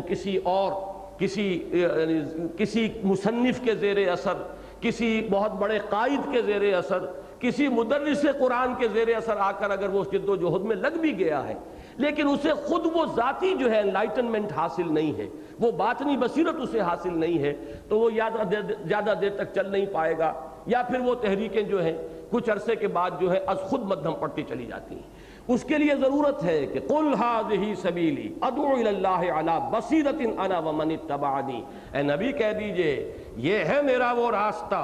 جس کی طرف میں بلا رہا ہوں اللہ کی طرف، اور اندھیرے میں ٹامک ٹوئیاں نہیں مار رہا ہوں، بلکہ علی بصیرۃ انا، میں خود بھی علی وجہ البصیرت چل رہا ہوں اور بلا رہا ہوں، ومن اتبعنی، اور جو میری پیروی کرنے والے ہیں وہ بھی علی وجہ البصیرت چل رہے ہیں اور بلا رہے ہیں، وہ اندھیرے میں ٹامک ٹوئیاں نہیں مار رہے ہیں۔ دعا کیجئے اللہم ربنا اجعلنا منہم، اے اللہ ہمیں ان میں شامل فرما جو محمد الرسول اللہ کا اتباع کرتے ہوں علی وجہ البصیرت، علی بصیرت انا ومن اتبعنی، اللہ تعالی ہمیں اس کا مصداق بنائے۔ تو اس تحریک میں اور خاص طور پر غلبہ دین اور اقامت دین کی جد و جہد میں نے ابھی چونکہ اس اپنے مقالے پر نظر ثانی کی ہے اور بہت ہی باریک بینی کے ساتھ اس کی تصحیح کی ہے، اہتمام کے ساتھ کتابت کرائی ہے، تو میں نے اسے پڑھا ہے اور مجھے اندازہ ہوا کہ وہ کوئی خاص وقت تھا جس میں کسی خاص کیفیت میں اللہ تعالیٰ نے مجھ سے وہ چیزیں لکھوا لی ہیں۔ انشاءاللہ تعالیٰ انہیں اگر سمجھ کر پڑھا جائے گا تو بہت بصیرت جو ہے حاصل ہوگی۔ اب آئیے پھر متن کی طرف۔ یا ایھا الذین آمنوا کونوا انصار اللہ، اہل ایمان بن جاؤ مددگار اللہ کے، کما قال عیسی ابن مریم للحواریین، یہاں لفظ حواریین کو سمجھ لیجئے، لفظ حور جو ہے وہ تو آپ خوب جانتے ہیں، سورہ رحمان میں آیا ہے اور سورہ واقعہ میں آیا ہے، تو اس میں گوری رنگت والیاں، یہ حور کا لفظ جو لفظی ترجمہ ہے، حور عین، عین وہ ہے کہ جو بڑی بڑی آنکھوں والی ہوں، تو حور کی یہ دو الفاظ جو قرآن مجید میں آتے ہیں، ایک ان کی گوری رنگت کی طرف اشارہ کرنے کے لیے لفظ حور، اور عین بہت بڑی بڑی آنکھوں والیاں، اور یہیں سے لفظ بنا ہے حواری، اس لیے کہ دھوبیوں کے لیے یہ لفظ استعمال ہوتا تھا، وہ کپڑے کو صاف کر دیتے ہیں، سفید کر دیتے ہیں، میل آ گیا ہے، کچیل ہے اوپر، اس کو صاف کر کے اثر نو کپڑے کو دھو دیا۔ اب جس طریقے سے اب اس لفظ کا اطلاق حواریین مسیح پر کیوں ہوا، دو اعتبارات سے، ایک تو یہ کہ خود ان کے باطن کو حضرت مسیح علیہ السلام نے دھو کر صاف کر دیا ان کی صحبت سے، جیسے صحابہ کرام رضوان اللہ تعالی علیہ مجمعین کا تزکیہ فرمایا محمد الرسول اللہ صلی اللہ علیہ وسلم نے، ایسے ہی صحبت حضرت مسیح علیہ السلام سے حواریین کا باطن جو ہے وہ میل کچیل سے، گندگیوں سے صاف ہو گیا۔ اللہ نے ان کا تزکیہ فرما دیا حضرت مسیح کے ذریعے، اور اب وہ خود مامور ہو گئے کہ جیسے دھوبی میل کچیل صاف کر کے کپڑوں کو پھر دوبارہ چمکا دیتا ہے اور پھر وہ بالکل سفید براق ہو جاتے ہیں، ایسے ہی اب وہ لوگوں کے تصفیے کے لیے، لوگوں کے تزکیے کے لیے، حق کو لوگوں تک پہنچانے کے لیے اسی طرح وہ قبر بستہ ہو گئے۔ یہ ہے حواریین۔ حضرت مسیح علیہ السلام کے 12 حواریین جو ہے وہ مشہور ہیں، اگرچہ بدقسمتی سے تاریخ ہمیں یہ بتاتی ہے کہ انہی میں سے ایک شخص وہ تھا جس نے غداری کی تھی۔ واللہ عالم یہ تاریخ کس حد تک ہمارے لیے قابل اعتماد ہے، لیکن بہرحال اور ہمارے پاس کوئی ذریعہ جو ہے ان چیزوں کی تصدیق کا یا تردید کا یا توثیق کا کوئی اور ذریعہ نہیں ہے۔ وہ 12 حواری تھے ساتھ حضرت مسیح علیہ السلام کے، وہ لاسٹ سپر جو کہلاتا ہے، آخری کھانا جو کھایا گیا ہے ایک باغ میں جہاں روپوش تھے حضرت مسیح، جیسے حضور حضرت ابو بکر صدیق کے ساتھ غار میں روپوش تھے، ایسے ہی ایک باغ میں حضرت مسیح اپنے ان حواریین کے ساتھ روپوش تھے۔ انہی میں سے ایک شخص گیا ہے 30 اشرفیوں کی رشوت لے کر، اس نے یہودیوں کے جو تھے وہ ذمہ دار لوگ جو عدالت کے کارندے تھے انہیں بتایا کہ اس وقت مسیح وہاں چھپے ہوئے ہیں، اور وہ رات کے وقت لالٹینیں لے کر اور ان کی پولیس کی ایک بڑی نفری کو لے کر آ کر وہاں چھاپا مارا ہے، اور ان کی تاریخ تو یہ کہتی ہے کہ پھر حضرت مسیح گرفتار ہو گئے اور وہی حضرت مسیح ہے کہ جو سولی پر چڑھائے گئے۔ لیکن انجیل برنباس نے وضاحت کر دی ہے، اور وہی میرے نزدیک قرآن مجید میں اگرچہ اس صراحت کے ساتھ مذکور نہیں ہے، لیکن قرآن مجید میں سورہ آل عمران اور سورہ نساء اور سورہ مائدہ میں جو بھی اشارات آئے ہیں ان کے اعتبار سے بات صحیح بالکل فٹ بیٹھتا ہے بیان برنباس کا، کہ ہوا یہ کہ جب وہ شخص آیا ہے باغ کے باہر، اس نے ان سپاہیوں سے یہ کہا کہ تم ابھی ذرا ٹھہرو، تھوڑی دیر کے بعد داخل ہونا، تو میں تمہارے سامنے جس سے مخاطب ہوں کہ استاذ، جب استاذ کہہ کر جس سے مخاطب ہوں بس اس کو پکڑ لینا، وہ مسیح ہوگا، وہی مسیح ہے علیہ الصلوۃ والسلام۔ اب یہ داخل ہوا، حضرت مسیح علیہ السلام اپنے ان 12 حواریین سے آخری الوداع کر کے، اور ایک کمرہ تھا چھوٹا سا، کوئی کوٹھڑی ہوگی باغ میں جیسی ہوتی ہے، اس میں وہ داخل ہو گئے تھے، مراقبے میں اور عبادت میں مصروف تھے، اور کہیے گئے تھے حواریین سے کہ تم لوگ بھی یاد کرو، اللہ کو ذکر کرو۔ لیکن ہوا یہ کہ وہ حواریین سو گئے، جب وہ سو گئے تو یہ ایک نکل کر گیا اور جا کر مخبری کرنے کے لیے آیا، باقی 11 سو رہے تھے۔ اب جب یہ آیا ہے اور یہ داخل ہوا حضرت مسیح کے اس کمرے میں، عین اسی وقت اللہ تعالیٰ نے اس کا چہرہ حضرت مسیح والا بنا دیا، اور حضرت مسیح علیہ السلام کو وہ چھت کو پھاڑ کر 4 فرشتے نازل ہوئے۔ یہ برنباس کا بیان ہے، انجیل برنباس، ایونجیلیم برنابے، اور وہ حضرت مسیح علیہ السلام کو تو وہ لے کر 4 فرشتے آسمان کی طرف روانہ ہو گئے۔ اس شخص کی شکل جو ہے وہ بدل گئی، اسے معلوم نہیں کہ میری شکل بدل گئی ہے۔ یہ حیران ہو کر ہکا بکا کہ یہ کیا ہوا ہے، مسیح کہاں گئے، اٹھا لیے گئے۔ یہ باہر نکلا ہے تو اس وقت وہ 11 جو ہیں حواری بھی جاگ گئے، ادھر سے وہ سپاہی داخل ہو گئے۔ اب انہوں نے یہ کہا استاذ، کیونکہ حضرت مسیح کی شکل اس کی بدل چکی تھی، لہذا اسے استاد کا، اسی کو پکڑ لیا گیا۔ تو انجیل برنباس کا کہنا یہ کہ یہ شخص غدار جو تھا یہ سولی پر چڑھا ہے، حضرت مسیح کو تو اللہ نے اٹھا لیا، بل رفعہ اللہ الیہ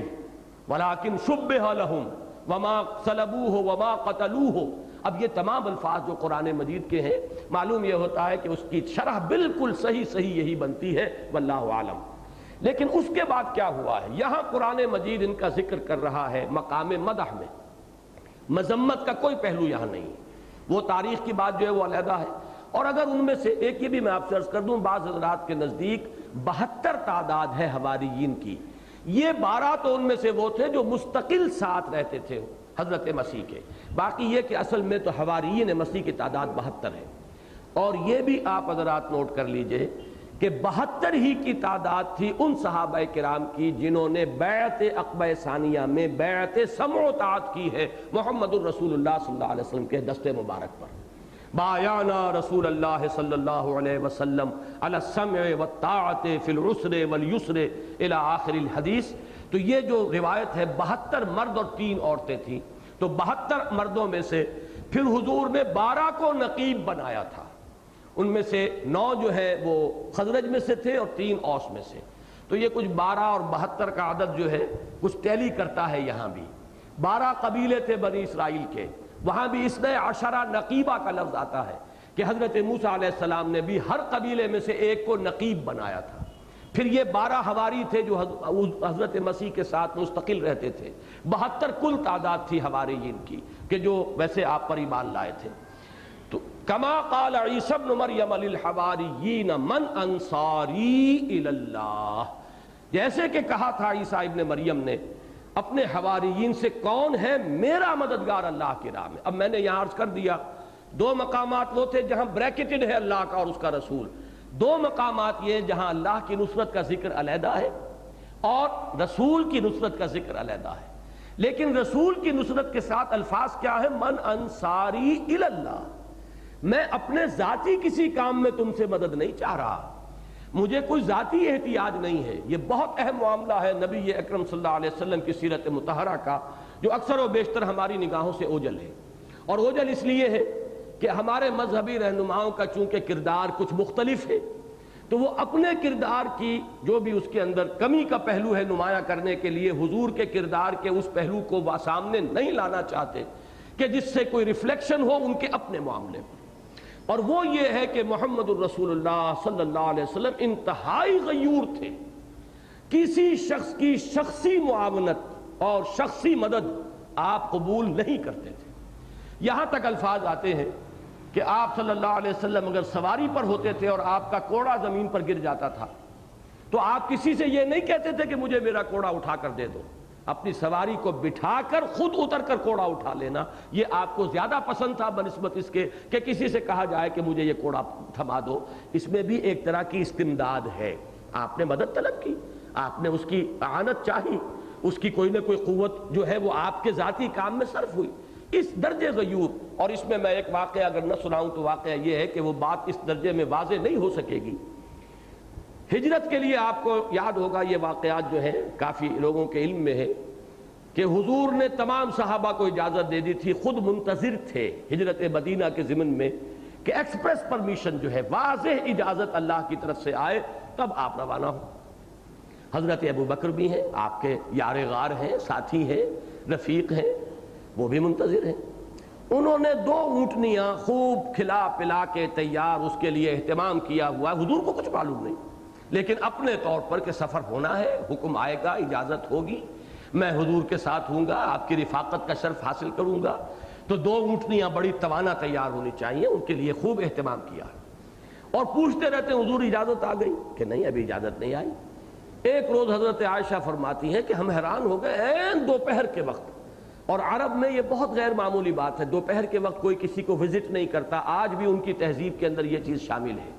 ظہر عصر کے درمیان آپ کسی کے گھر نہیں جا سکتے ورنہ بہت بدتمیز شمار ہوں گے، بہت ہی بد تہذیب انسان کہ جو ظہر عصر کے درمیان ملاقات کے لیے آ جائے. وہ ان کا معمول ہے اپنی ظہر پڑھی، کھانا کھایا، اس کے بعد ان کا قیلولہ مستقل ہے عصر تک. تو حضرت عائشہ فرماتی ہیں بہت حیران ہوئے، سخت دھوپ میں حضور اپنے چہرہ مبارک کو پوری طرح کپڑے میں چھپائے ہوئے تشریف لا رہے. حیران ہوئے لوگ.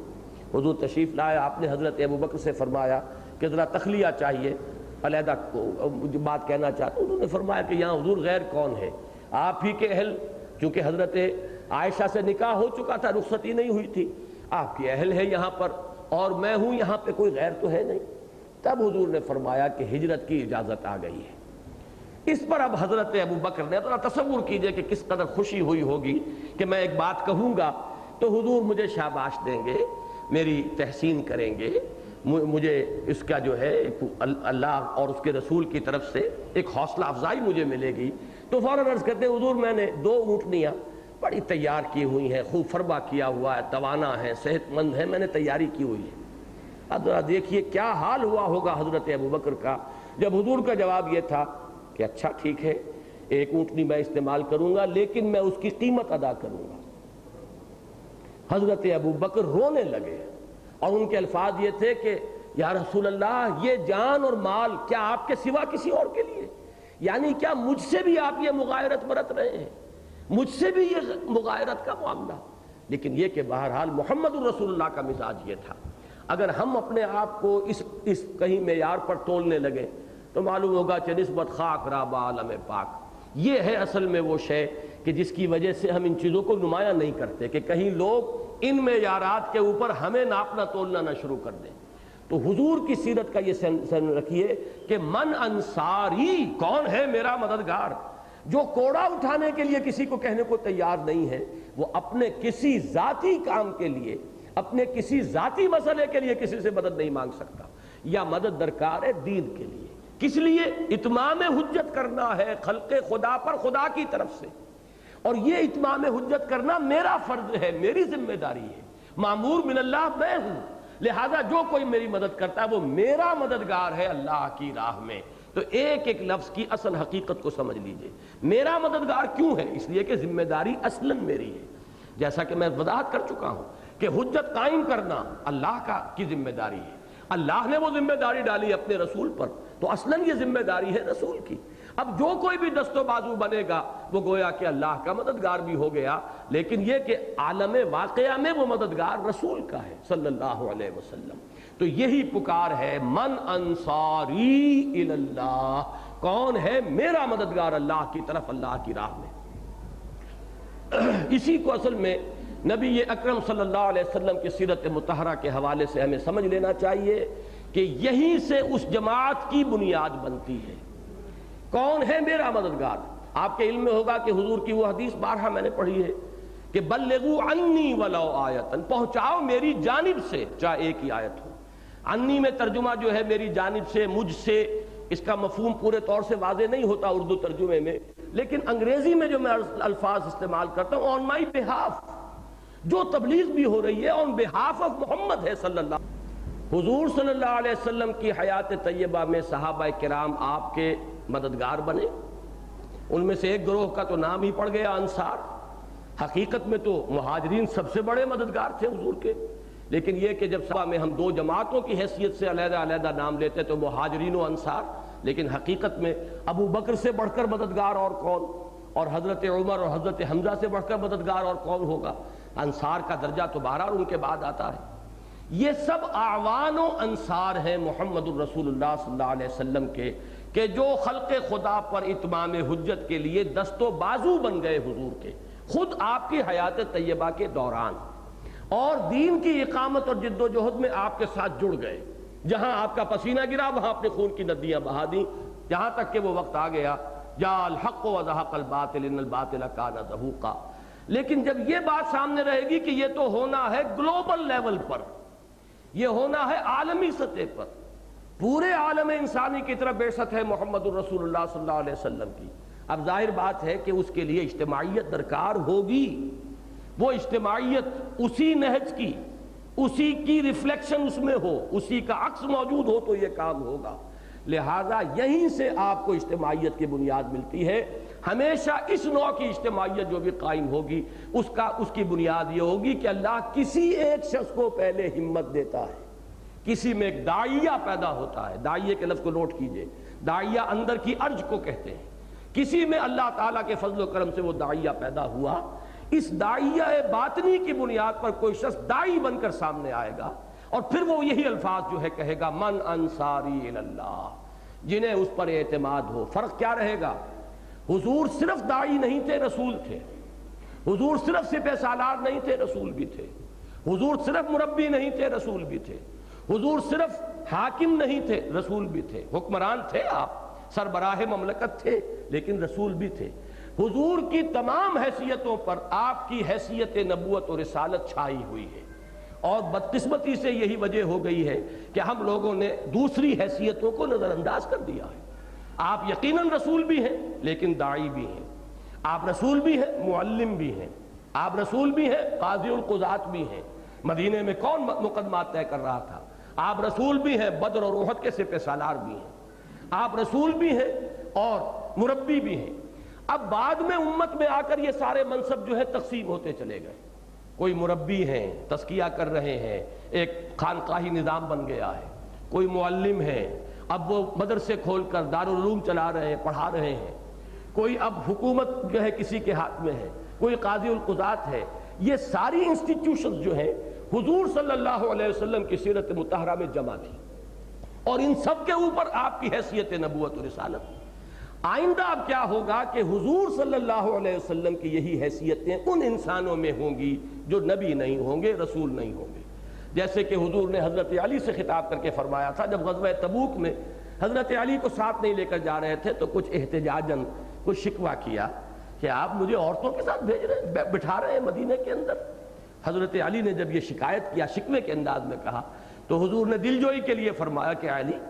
کیا تمہیں یہ پسند نہیں ہے کہ تمہارا معاملہ میرے ساتھ بالکل وہی ہو جو ہارون کا تھا حضرت موسیٰ کے ساتھ؟ جیسے حضرت موسیٰ جب گئے تھے کوہ طور پر تو حضرت ہارون کو اپنا خلیفہ بنا کر گئے تھے، اسی طریقے سے میں تمہیں یہاں اپنی گویا کے نیابت کے لیے چھوڑ رہا ہوں. غیر، ساتھ ہی آپ نے وضاحت فرما دی، غیر انہ لا نبی بعدی، سوائے اس کے اس تشبیہ کو کامل نہ کر لینا کہیں.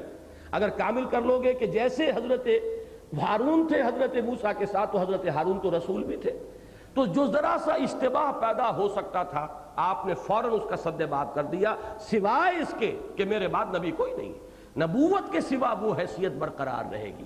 لہذا سابقہ رسولوں کے جو خلیفہ ہوتے تھے وہ آپ کو معلوم ہے نبی ہوتے تھے، لیکن محمد الرسول اللہ کے خلفاء تو ہوئے لیکن وہ نبی نہیں ہے، رسول نہیں ہے. اسی طرح اب جب یہ کام ہوگا، جب بھی ہوگا، اور اللہ کا فضل ہے اس وقت پوری دنیا میں کام ہو رہا ہے، تدریجاً ارتقائی مراحل طے کر رہا ہے.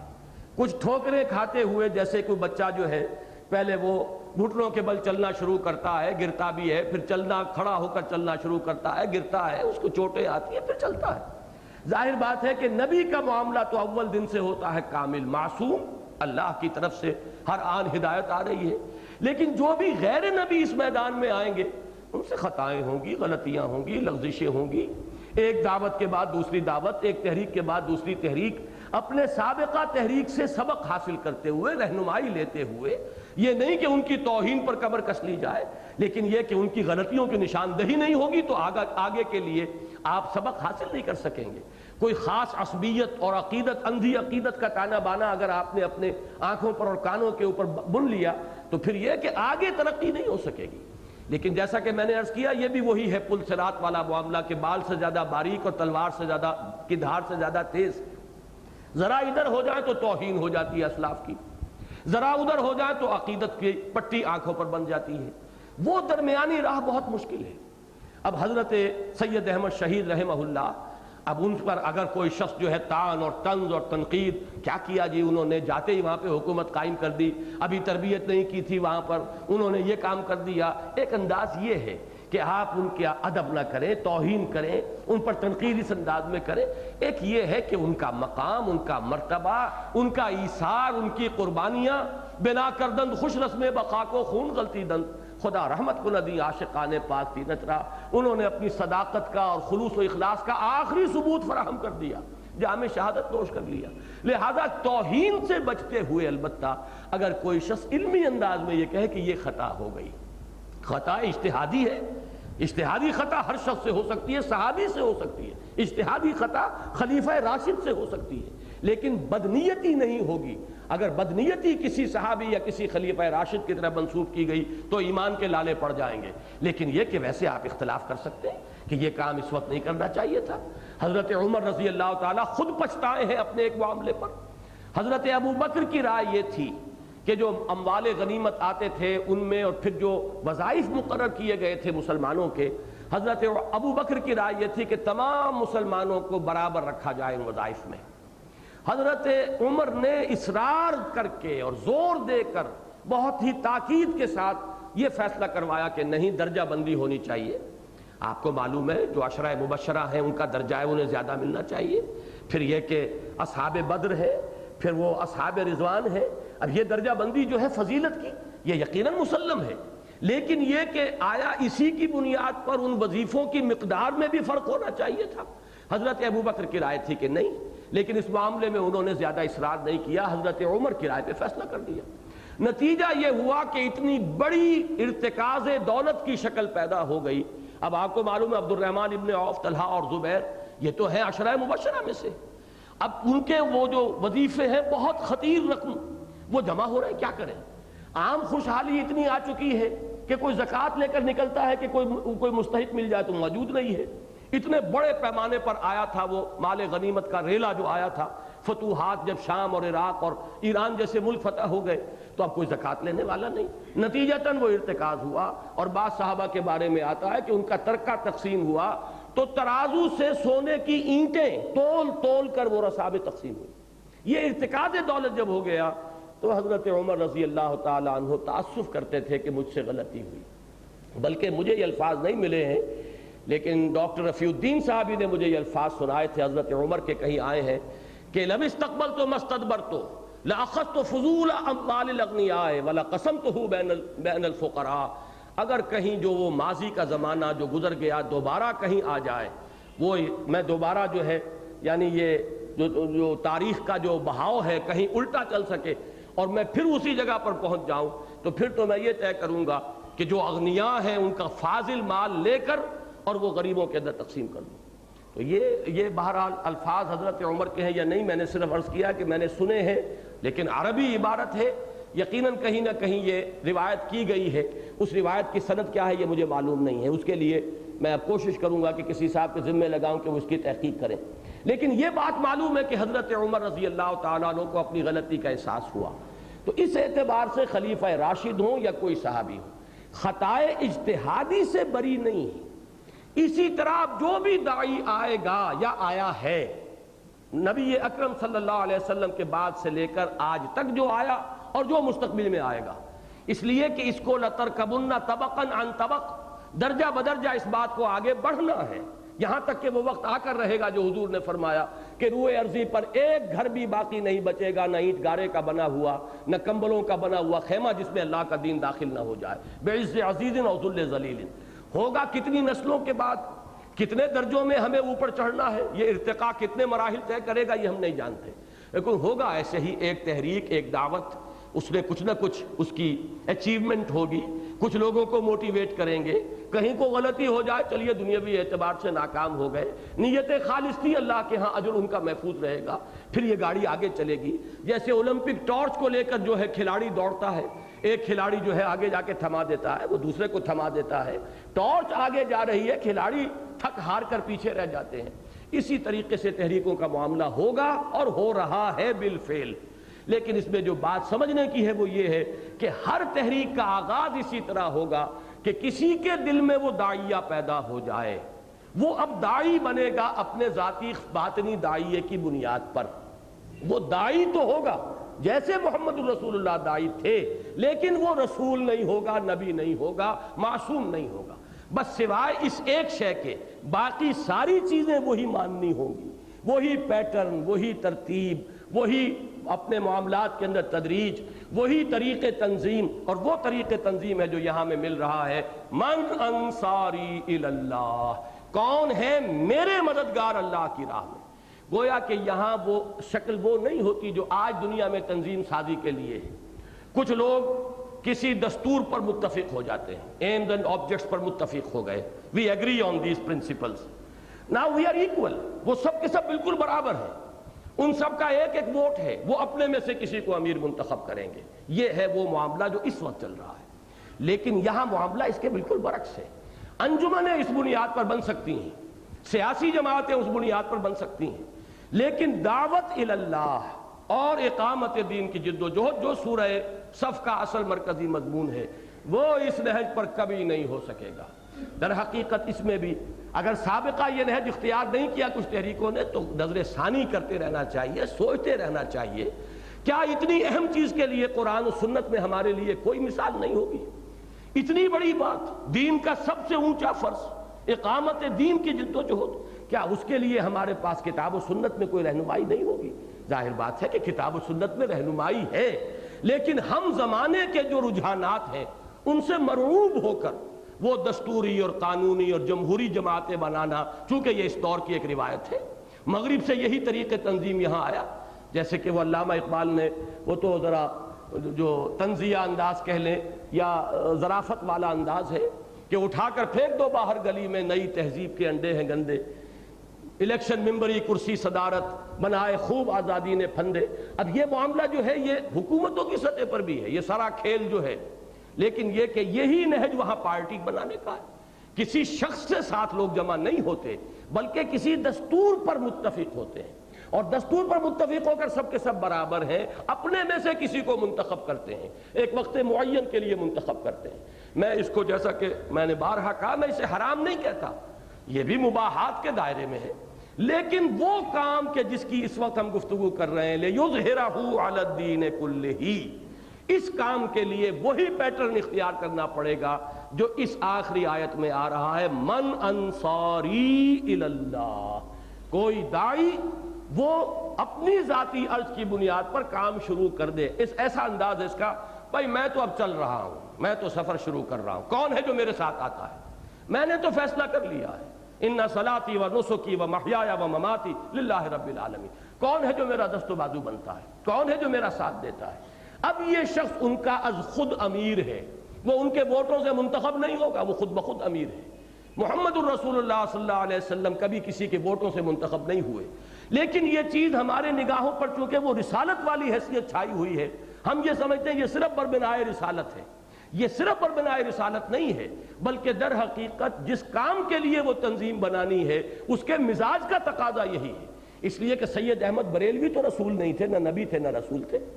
انہوں نے جب لوگوں سے کہا کہ آؤ میری بیعت کرو، لوگ جمع ہوئے، ان کے گرد جمع ہوئے، کوئی انتخاب نہیں ہوا۔ کتنے سالوں کے لیے انتخاب ہے، کہیں اس کا ذکر موجود نہیں ہے۔ وہ آخری مرحلے تک وہی ہیں، جو بھی ان کے مخلص ساتھی ہیں ان سے وہ مشورہ کرتے ہیں۔ یہ تو شاورہم فی الامر، یہ قرآن مجید کی نص ہے، لیکن مشورے کے بعد اب گنتی نہیں ہوتی کہ ادھر تو ہو گئے جناب 10 آدمی، ادھر ہیں 8 آدمی، تو 10 والوں کی بات چلے گی۔ بندوں کو گنا کرتے ہیں، تولا نہیں کرتے۔ یہ ہے اس مغربی طریقے تنظیم اور مغربی طرز جمہوریت کا خاصہ۔ یہاں یہ نہیں ہے، صاحب امر جس پر آپ کو اعتماد تھا، جس کے ہاتھ میں آپ نے ہاتھ دیا ہے، جس کے بارے میں آپ کو یہ دلی اطمینان ہے کہ یہ جہاں تک آپ سمجھ سکتے ہیں، کسی کے اندر اتر کر تو آپ نہیں دیکھ سکتے، لیکن یہ کہ جس حد تک بھی انسان جائزہ لیتا ہے، رائے قائم کرتا ہے، یہ شخص مخلص ہے۔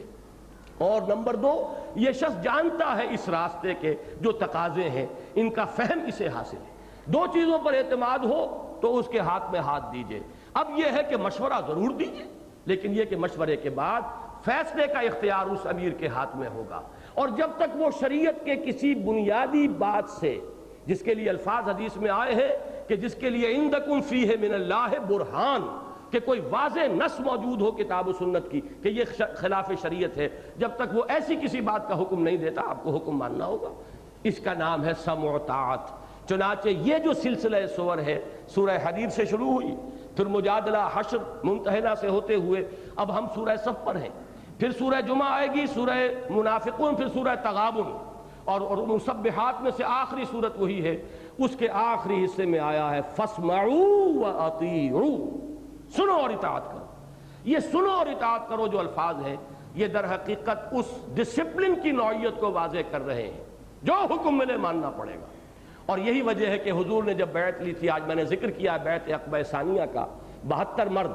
وہی تعداد جو حواریین مسیح کی آتی ہے، ان 72 مردوں نے جو بیعت کی تھی اس کے الفاظ یہی ہیں۔ حالانکہ حضور کو رسول وہ مان چکے، ایمان لا چکے، رسول تو مان لیا، پھر یہ بیعت کی ضرورت کیا ہے؟ یہ در حقیقت گویا کہ رہنمائی ہے کہ اب جو نظم بنے گا یہاں، اس نظم کی بنیاد یہ بیعت ہے۔ اس میں کیا کیا کمٹمنٹ سے جو کرائی گئیں، بایعنا، حضرت عبادہ ابن صامت کی یہ روایت ہے متفق علیہ، بخاری اور مسلم دونوں میں،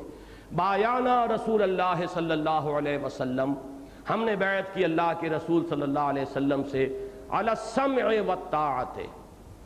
سنیں گے اور مانیں گے، فی العسر والیسر، چاہے مشکل اور تنگی ہو چاہے آسانی ہو، والمنشط والمکرہ، چاہے ہماری طبیعتیں آمادہ ہو، انشراح ہو، اور چاہے ہمیں اپنی طبیعتوں پر جبر کرنا پڑے۔ یعنی ایک فیصلہ ہو گیا اجتماعی، آپ کی رائے اس کے مطابق نہیں ہے، اگر تو آپ کی رائے بھی وہی تھی تو آپ کو انشراح ہو جائے گا، خوب آپ بھاگیں گے، دوڑیں گے، محنت کریں گے کہ میری جو رائے تھی اسی کے مطابق فیصلہ ہو گیا۔ یہ انسان کی طبعی کمزوری ہے۔ لیکن اگر رائے آپ کی کچھ اور تھی، فیصلہ کچھ اور ہو گیا، تو فطری طور پر اب آپ کے لیے طبیعت میں اتنی جولانی نہیں ہوگی، اتنی امنگ کہ آپ اس کے لیے دوڑیں۔ لیکن یہاں پر جو بیعت کی ہے وہ یہ ہے، چاہے ہمیں اپنی طبیعتوں پر جبر کرنا پڑے، اس لیے کہ اگر اس حالت میں آپ جو ہے معطل ہو کر رہ جائیں، کام نہ کریں، تو نظم تو پھر ختم ہوا، پھر یہ نظم نہیں ہے، جماعت نہیں ہے، پھر تو یہ کہ ہر شخص کی انڈیویجویلٹی برقرار ہے کہ مجھے پسند ہوگا تو کام کروں گا، پسند نہیں ہوگا تو نہیں کروں گا، تو یہ جماعت کی تو نفی ہو گئی۔ جماعت کا مطلب تو یہ کہ جو نظم قائم ہوا ہے، جو فیصلہ ہوا ہے، اس فیصلے کے اوپر اب عمل درآمد کرنا ہے۔ تو چنانچہ فرمایا فی العسر والیسر والمنشط والمکرہ وعلی اثرۃ علینا۔ ذرا غور کیجئے، میں عرض کیا کرتا ہوں کہ اس ایک حدیث میں پورا دستور موجود ہے اسلامی انقلابی جماعت یا اقامت دین یا اظہار دین الحق علی الدین کلہ کے مقصد کے لیے قائم ہونے والی جماعت کا۔ وعلی اثرۃ علینا، یہ بھی بیعت کی تھی کہ ہم آپ کا حکم مانیں گے، اطاعت کریں گے، چاہے ہم پر دوسروں کو ترجیح دی جائے۔ جماعتی زندگی میں یہی ہوتا، آخر شیطان ساتھ ہے، لگا ہوا ہے، وسوسہ اندازی ہوتی ہے۔ اجی ہمیں اتنے سال ہو گئے ساتھ دیتے ہوئے، یہ کل آیا ہے چھوکرا اور اسے ہم پر امیر بنا دیا۔ ابھی اس کی کوئی سٹینڈنگ نہیں، کوئی حیثیت نہیں، نوجوان ہے، لیکن اسے امیر بنا دیا۔ آتا ہے دل میں خیال، میری اتنے عرصے کی سٹینڈنگ ہے، اتنی میں نے قربانیاں دی ہیں، میں نے یہ ایسے ایسے مراحل میں ساتھ دیا ہے، اور اب عمارت ان کے حوالے کر دی گئی۔ لیکن محمد الرسول اللہ نے اسی لیے تربیت جو دی تھے صحابہ کو، وہ ایسی کہ غزوہ موطا میں کسے بنایا سپہ سالار؟ حضرت زید ابن حارثہ رضی اللہ تعالیٰ عنہ، جو غلام تھے اور آزاد شدہ تھے، اور وہ کبھی بھی عرب کے اندر برابر نہیں سمجھے جاتے تھے، آزاد ہونے کے بعد بھی وہ موالی سمجھے جاتے تھے۔ اور پھر جو آخری جیش تیار کیا ہے اپنے مرض وفات میں، اس کی عمارت کس کو دے دی؟ حضرت اسامہ ابن زید کو رضی اللہ تعالیٰ عنہ، نوجوان، اور ان میں اکابر صحابہ، کبار صحابہ اس کے اندر موجود تھے۔ یہ تربیت تھی۔ اسی لیے فرمایا چاہے تم پر کوئی کن کٹا حبشی جو ہے، جس کے بال بھی کشمش کی طرح کا سر ہو، وہ امیر بنا دیا جائے تو اس کی بھی اطاعت کرو، سمو اطاعت۔ اس میں یہ نہ ہو کہ ہم تو قرشی ہیں، فلاں ہیں، اور یہ تو ہے یہ حبشی ہے، نہیں، کوئی شے راستے میں نہ آئے۔ یہی تھی تربیت محمد الرسول اللہ صلی اللہ علیہ وسلم کی۔ وعلی اثرۃ علینا، گویا کہ پہلے سے، جس کو انگریزی میں کہتے ہیں وی واش آور ہینڈز آف، ہم نے تو ہاتھ دھو دیے، آپ کے ہاتھ میں اختیار ہے، جسے چاہیں امیر بنائیں۔ اور اسی میں ذرا نوٹ کیجئے، میں اس کا شاہکار کلائمیکس قرار دیتا ہوں کہ کس قدر سینسٹیو ایشو تھا خلافت کے مسئلے کا، لیکن ایک حدیث حضور کی آئی ہے، اور وہ ایک ہی راوی نے بیان کی ہے، کسی نے کوشچن نہیں کیا حضرت ابوبکر کو۔ الائمۃ من قریش، انصار نے اپنا دعویٰ واپس لے لیا، حالانکہ کس قدر یہ آپ سمجھیے ایکسپلوسیو سچویشن تھی کہ انصار مدعی بن کر آ گئے تھے کہ خلافت ہمارا حق ہے، کہ اس لیے کہ مہاجرین جو ہے وہ تو اپنے مکہ مکرمہ کے اندر ان کو تو جان بچانی مشکل ہو گئی تھی، وہ وہاں تو دین کو غالب نہیں کر سکے تھے، ہم نے پناہ دی، ہم نے انہیں جگہ دی، یہاں آباد بھی کیا، ہم نے نصرت کی ہے، تب دین کو غلبہ حاصل ہوا، لہذا خلافت ہمارا حق ہے۔ حضرت ابوبکر جا کر صرف ایک بات کہتے ہیں، اور اتنے سینسٹیو اور ایکسپلوسیو ایشو پر اب کوئی آواز تاریخ میں ثابت نہیں ہے کہ کسی ایک شخص نے بھی آواز بلند کی۔ اور حضرت ابوبکر کی صداقت کا اور ان کے مقام کا اور ان کی جو حیثیت تھی، ایسا نقشہ سامنے آتا ہے، کسی نے یہ بھی کوشچن نہیں کیا کہ ابوبکر یہ اکیلے تم کہہ رہے ہو، کسی اور نے بھی یہ حدیث سنی ہے محمد سے صلی اللہ علیہ وسلم؟ نہیں۔ تو اس بات کو نوٹ کیجئے، وَعَلَىٰ أَثَرَةٍ عَلَيْنَا، جو ہم پر کسی کو بھی ترجیح دی جائے ہمیں کوئی اعتراض نہیں ہوگا۔ اس کے بعد وَعَلَىٰ أَن لَا نُنَازِعَ الْأَمْرَ أَهْلَهُ، جنہیں آپ امیر بنائیں گے ان سے ہم جھگڑیں گے نہیں۔ حضور کے زمانے میں بھی تو امراء تھے نا، کوئی خاص آپ نے کسی مشن کے اوپر ایک دستہ بھیجا ہے، اس کا امیر بنا دیا۔ اب حضور تو مدینے میں ہے، اس پوری مہم کے دوران تو وہ شخص امیر ہے۔ حضرت ابوبکر کو امیر بنا کر بھیجا، امیر الحج، یہ جو سن 9 کا حج تھا، سن 10 کا تو حجۃ الوداع ہے جس میں حضور خود تشریف لے گئے، لیکن سن 9 میں آپ نے امیر الحج بنا کر بھیجا حضرت ابوبکر کو۔ اور پھر یہ کہ جہاں لشکر ہے، اب غزوہ احد ہے یا غزوہ بدر ہے، کوئی میمنہ پر امیر ہے، کوئی میسرہ پر امیر ہے، کوئی قلب میں امیر ہے، کوئی ہراول کا امیر ہے، تو امراء ہوتے ہیں ہر وقت، کوئی ایک امیر تو نہیں ہوتا۔ تو جس کو بھی آپ امیر بنا دیں گے ہم اس سے جھگڑیں گے نہیں، یعنی اس کی بھی ہم اطاعت کریں گے۔ اس میں الفاظ آتے ہیں ایک روایت میں، بخاری کی روایت میں وہ نہیں ہے، مسلم کی روایت میں ہے، الا ان تروا کفرا بواحا عندکم من اللہ، عندکم فیہ من اللہ برہان، الا یہ کہ تم کوئی کفر بواح دیکھو، کھلم کھلا کفر، جس کے لیے تمہارے پاس اللہ کی طرف سے دلیل ہو، نص ہو کہ یہ خلاف اسلام ہے، وہاں تو کہہ سکتے ہو لا سمع ولا طاعہ، نہ سنیں گے نہ مانیں گے، لیکن یہ کہ اس سے کم تر ماننا پڑے گا، چاہے جو بھی وہ حکم دے۔ اور آخری بات وعلی ان نقول بالحق اینما کنا لا نخاف فی اللہ لومۃ لائم، اور اس بات کی بھی ہم نے بیعت کی تھی، حق بات ضرور کہیں گے جہاں بھی کہیں ہوں گے، کسی ملامت کرنے والے کے ملامت کے خوف سے اپنی زبانیں بند نہیں کریں گے۔ یعنی ایسا ہوتا ہے کسی شخص کو یہ خیال ہوتا ہے بڑے بڑے علماء بیٹھے ہیں، فضلاء بیٹھے ہیں، بڑے سینئر ہماری تحریک کے ساتھی بیٹھے ہیں، میں بولوں گا تو مذاق اڑ جائے گا۔ نہیں، بات جو آئی ہے کہو ضرور، جہاں مشورہ ہو وہاں کسی بھی مرعوبیت کی وجہ سے، کسی بھی احساس کمتری کی وجہ سے زبان بند نہ کرو، رائے ضرور دو، اس لیے کہ ڈیف اینڈ ڈمب لوگوں کی اجتماعیت جو ہے وہ دنیا میں کوئی کام نہیں کر سکتی۔ جیسا کہ میں نے وہ آیت کوٹ کی ہے سورہ یوسف کی، علی بصیرۃ انا ومن اتبعنی، وہ لوگ درکار ہیں پیچھے چلنے والے بھی جو علی وجہ البصیرت ساتھ دے رہے ہیں۔ لہذا یہ کام اسی وقت ہو سکتا ہے جب وہ اپنے غور و فکر کی فیکلٹی کو بھی بروئے کار لائیں، غور و فکر کریں، سوچ بچار کریں تحریک کے معاملات کے اوپر، وہ اپنی بھی عقل کو دوڑائیں اور اس کے بعد جو بات سامنے آئے اس کو بیان کر دیں، بیان کرنے کے بعد یہ سمجھے کہ میں نے اپنا فرض ادا کر دیا، اب اصرار اس پر نہیں،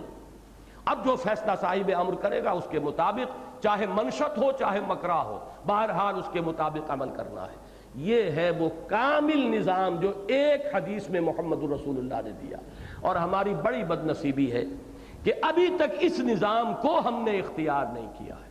جماعتیں بنی ہیں، تحریکیں اٹھی ہیں اس صدی کے اندر، تدریجاً بات آگے بڑھ رہی ہے، اپس اینڈ ڈاؤنز آتے ہیں، ڈاؤنز سے کبھی گھبرانا نہیں چاہیے، سیٹ بیکس آئیں گے، لیکن مجھے یقین ہے، میرا ایمان ہے اس پر کہ اس پروسیس کو آگے بڑھنا ہے، دین کو غالب ہو کر رہنا ہے، اس لیے کہ یہ تو خبر دی ہے محمد الرسول اللہ نے صلی اللہ علیہ وسلم وہو صادق المصدوق، اس پروسیس کا آغاز بھی ہو گیا ہے۔ جن لوگوں نے اس کی آذان دی تھی، مثلا یہ کہ اس بر صغیر پاک و ہند کی حد تک میں اس صدی میں اس کا مؤذن اول سمجھتا ہوں ابوالکلام آزاد کو، اس کے بعد اس دعوت کو ایک تحریک کی شکل میں اور تنظیم کی شکل میں وہ جماعت کھڑی کرنے کا معاملہ جو ہے وہ مولانا مودودی کا ہے۔ لیکن یہ کہ ابوالکلام آزاد بھی اذان دینے کے بعد وہ جو نیشنلسٹ سیاست تھی اس ملک کی، کچھ علماء کی طرف سے بددلی ہوئی، ان کو پیش آئی، اور وہ اس کو چھوڑ کر وہ ملک کی فریڈم موومنٹ کے اندر انہوں نے اپنے آپ کو لگا دیا۔ مولانا مودودی 7 سال تک چلے اس پر، پاکستان میں آ کر وقتی طور پر ٹیمپٹیشن ہوئی کہ شاید یہاں خلا ہو گیا ہے، مسلم لیگ کا رول ختم ہو گیا، اب یہاں ایک پولیٹیکل ویکوم ہے، اگر ہم ذرا پولیٹیکل رول اختیار کر لیں تو شاید ایک ہی جس میں ہم پہنچ جائیں گے اور پھر حکومت کے وسائل و ذرائع کو بروئے کار لا کر معاشرے کی اصلاح کر لیں گے۔ بس یہ غلطی تھی جو ان سے ہو گئی، اور وہ سیاست کی دلدل میں ایسے پھنسے ہیں کہ جتنے ہاتھ پاؤں مار رہے ہیں پھنستے چلے جا رہے ہیں۔ وہی تحریک ہے جس کو کہ ہم لے کر اٹھے ہیں درجہ بدرجہ، یہ ہمارے اسلاف میں سے ہیں، ان سے جو خطائیں ہوئی ہیں اللہ انہیں معاف کرے، لیکن اس کی نشاندہی نہیں کریں گے تو آگے بڑھنے کا کوئی امکان نہیں ہوگا۔ پھر یہ کہ آگے کے لیے رہنمائی ہم کہاں سے لیں گے؟ یہ ہے پروسیس، اس کو سامنے رکھیے، اور اسی رہنمائی میں یہ ہے کہ اگرچہ ابوالکلام آزاد نے تو ہمت کی تھی، اسی بیعت کی بنیاد پر حزب اللہ بنائی تھی، لیکن مولانا مودود نے ایک دستوری اور جمہوری وہ تنظیم بنائی ہے، اگرچہ اس معنی کی کہ کھلی اس کی رکنیت ہو، 4 آنے کی ممبری والی، وہ سیاسی جماعت تو نہیں تھی، اسی لیے سیاست میں آ کے وہ جماعت فیل ہو رہی ہے۔ سیاست میں تو پھر سیاست کی انداز کی جو معروف تنظیمیں وہ بننی چاہیے، لیکن انقلابی انداز میں انہوں نے وہ تنظیم اٹھائی تھی، مضبوط، آج بھی ثابت ہو رہا ہے کہ مضبوط ترین تنظیم وہی ہے۔ صدر ضیاء صاحب نے باقی تمام مذہبی جماعتوں کو پھاڑ دیا، 2 ٹکڑے 3 ٹکڑے ہو گئے، لیکن یہ کہ جماعت اسلامی کے اس معنی میں ٹکڑے نہیں ہوئے، اختلاف رائے رہا ہے، پروفیسر غفور صاحب کو چکر بھی آیا ہے، گرے بھی ہیں، وہ بھی سب کچھ ہوا ہے، ان کا سر بھی زخمی ہوا ہے، لیکن وہ نظم اور ڈسپلن کی پابندی کی ہے انہوں نے۔ اب بھی اختلاف رائے شدت کے ساتھ موجود ہے اس وقت جو ان کا رول ہے، لیکن جماعت جو ہے وہ ایک وحدت کی حیثیت سے برقرار رہی۔ اس پر ہم ان کے لیے جو ہے کلمہ تحسین کہیں گے، جماعتی زندگی ہے، لیکن کاش کہ وہ اس نہج کی تنظیم کو اختیار کریں جو قرآن اور سنت سے ثابت ہے۔ میں نے حدیث اتنی واضح آپ کے سامنے رکھ دی، قرآن میں 2 جگہ من انصاری اللہ کی نص ہے، اور تیسری نص جو ہے وہ سورہ فتح کے آخری آیات، بلکہ آخری آیت محمد الرسول اللہ والذین معہ، محمد اللہ کے رسول ہے صلی اللہ علیہ وسلم، اور جو ان کے ساتھ ہے وہ معہ ہیں۔ اب بھی یہ ہوگا کہ رسول کوئی نہیں ہوگا، نبی نہیں ہوگا، لیکن کوئی اٹھے گا اور باقی ان کے معہ، اس کے ساتھی ہوں گے، رفیق ہوں گے، دست و بازی ہوں گے، انصار ہوں گے، اعوان ہوں گے۔ یہی ترتیب ہے ایک داعی، اور داعی کی دعوت پر لبیک کہنے والے اس کے ساتھی۔ من انصاری اللہ قال الحواریون نحن انصار اللہ، فآمنت طائفۃ من بنی اسرائیل وکفرت طائفہ. اب اس بقیہ حصے میں صرف ایک نقطہ رہ گیا تاریخی اعتبار سے، اس میں ایک بڑا شدید اشکال ہے، لیکن اسی اشکال سے ایک بہت بڑی رہنمائی بھی ملتی ہے. جیسا کہ میں نے عرض کیا تھا، اس سورہ مبارکہ میں ایک اور مقام ایسا تھا کہ ایک ضمنی سا مضمون تھا لیکن انتہائی اہم.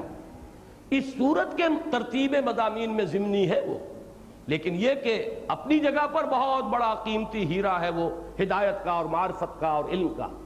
جیسے کہ وہ آیا تھا کہ فلما زاغوا ازاغ اللہ قلوبہم، جب وہ ٹیڑھے ہو گئے تو اللہ نے ان کے دلوں کو بھی ٹیڑھا کر دیا. قانون ہدایت و ضلالت جو ہے اللہ تعالیٰ کا وہ ان چند الفاظ میں آ گیا تھا. یہاں بھی نوٹ کیجئے، اصل تاریخ جو ہمیں معلوم ہے مسیحیین کی یا حضرت عیسیٰ پر ایمان لانے والوں کی، وہ تو یہ ہے کہ حواریین نے آپ کے بعد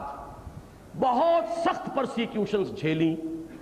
بہت قربانیاں دیں، تکالیف برداشت کیں. دعوت و تبلیغ میں واقعہ یہ ہے کہ صبر و ثبات اور استقامت کی بڑی روشن مثالیں قائم کی، لیکن انہیں کوئی غلبہ حاصل نہیں ہوا. یہ نوٹ کیجئے، حواریین کی فرسٹ سیکنڈ جنریشن جو ہے انہیں غلبہ حاصل نہیں ہوا، بلکہ فرسٹ جنریشن ہی کے دوران پال جو ہے وہ لبادہ اوڑھ کر شامل ہوا اور اس نے حضرت مسیح علیہ السلام کے اصل دین کو تمام اعتقادی بنیادوں کو ڈھا دیا، توحید کو تثلیث سے بدل دیا، اور انکارنیشن کا تصور، خدا کا بیٹا ہونے کا تصور، اور پھر یہ کہ کفارے کا عقیدہ. گویا کہ ہر شے جو ہے دین کی، اصل دین جو تھا جو حضرت آدم سے اور حضرت محمد صلی اللہ علیہ وسلم تک ایک ہی دین ہے، وہی دین حضرت مسیح کا تھا. اس دین کی ساری جڑ بنیادیں جو ہے کھود کے رکھ. اور اس کے بعد جو فروغ ہوا ہے اصل میں عیسائیت کو، وہ تو پولزم کو ہوا ہے. اور وہ کب ہوا ہے؟ جبکہ کانسٹنٹائن قسطنطین جو تھا، جو ایمپرر تھا بیزنطینی، وہ اس نے جب عیسائیت اختیار کی ہے تو اس کے بعد پوری رومن امپائر عیسائی ہو گئی، اور اس کے بعد سے پھر عیسائیت کو غلبہ ہوا. لیکن عیسائیت کون سی تھی؟ وہی کرپٹڈ عیسائیت، وہی جس کے عقائد کے اندر کجی آ چکی تھی. تو تاریخی حقائق چونکہ یہ ہے، واقعہ یہ ہے، قرآن مجید نے یہاں بیان کیا ہے. اگرچہ اختصار کے ساتھ تو لیں تو بات ایسے آتی ہے کہ جیسے فوراً حواریین جو تھے، فرسٹ جنریشن حضرت مسیح پر ایمان لانے والوں کی، شاید جیسے کہ انہی کو غلبہ ہو گیا. نہیں، اسی لیے میں نے کہا تھا to cut a long story short والی بات ہے. یہاں صرف مخفف کر کے اس کا خلاصہ دیا جا رہا ہے. اور یہاں پر آمنو سے اب کون مراد ہوں گے؟ آمنو سے مراد ہے حضرت عیسیٰ کے نام لیوا، چاہے وہ بدعتی ہو، چاہے انہوں نے تثلیث کا عقیدہ ایجاد کر لیا ہو، چاہے انہوں نے شرک شامل کر لیا ہو، لیکن حضرت عیسیٰ کا انکار نہیں کیا. ایمان در حقیقت جو ہے، میں نے حقیقت ایمان کے ضمن میں ایک بات بیان کی ہے، بنیادی طور پر ایمان ہوتا ہے تصدیق رسول کا نام ہے. تصدیق بما جاء بہ النبی صلی اللہ علیہ وسلم، یہ ایمان ہے. رسول کو انہوں نے مانا، حضرت مسیح کو مانا علیہ الصلوۃ والسلام، ان کے نام لیوا رہے. اگرچہ چونکہ پال نے شریعت جو ہے ساقط کر دی، اب اس مسیحیت میں رہ گیا ایک ڈوگما. عوام کے لیے تو وہ ڈوگما ہے، اور خواص کے لیے وہ ایک مسٹیسزم ہے، بڑا گورکھ دھندے والا ایک تصوف ہے. تصوف نے بہت فروغ پایا ہے پھر ان عیسائیوں کے ہاں. ہمارے ہاں بھی تصوف کی تعلیمات کا بہت بڑا حصہ جو ہے وہ عیسائی تصوف سے وہ متاثر ہو کر ہمارے ہاں آیا ہے، وہی کا تاثر ہے. لیکن بہرحال وہ ایک خاص مبتدعانہ تصوف کے ساتھ فروغ ہوا ہے عیسائیت کو. لیکن بہرحال قرآن مجید انہیں بھی ڈس اون نہیں کر رہا، ان کو بھی حضرت مسیح کے ماننے والوں میں شمار کر رہا ہے. اس لیے کہ ان کے بارے میں کہا وہ ظاہرین ہوئے، وہ غالب ہوئے. تو حضرت مسیح پر ایمان رکھنے والے کون ہیں؟ عیسائی، چاہے وہ صحیح ہو،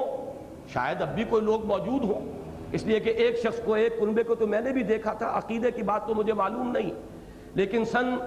71 کی جنوری میں 2 دن میں نے برسلز میں بسر کیے تھے. میں جو اپنے ذاتی کوائف لکھ رہا ہوں اس میں بھی اس واقعے کو میں درج کر دوں گا، اس لیے کہ بہت اہم واقعہ ہے میری زندگی کا. ایک نوجوان عبدالعزیز، پرانا نام تھا وان کینٹر، وہ ایمان لے آئے تھے. ان کا تعارف مجھے کرایا ایک صاحب نے جدے میں کہ تم جا رہے ہو لندن تو ان سے بھی ملاقات کر کے آؤ، حوصلہ افزائی ہوگی. ایک شخص ایمان لایا ہے اور وہ پورے بیلجیم میں شاید چند ہی لوگ ہوں گے، تو ذرا ایک حوصلہ دینے کے لیے تو میں 2 دن رکا تھا.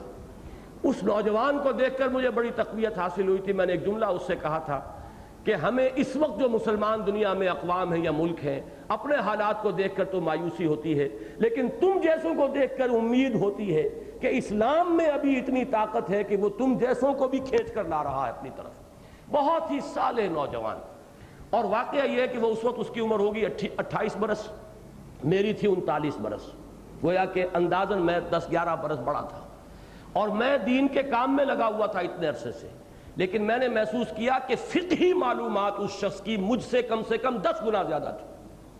اس لیے کہ اس نے تمام فقہی مسالک کی کمپیریٹیو سٹڈی کی تھی۔ جب اسلام لایا تو اب سوال پیدا ہوا کہ میں سنی ہوں یا شیعہ بنوں، پھر سنی بنوں تو حنبلی ہوں، حنفی ہوں، مالکی ہوں، شافعی ہوں، تو اہل سنت کا پہلے فیصلہ کیا، پھر اہل سنت کی چاروں فقہوں کا کمپیریٹیو مطالعہ کر کے then he decided in favor of حنبلیت، وہ حنبلیت انہوں نے اختیار کی۔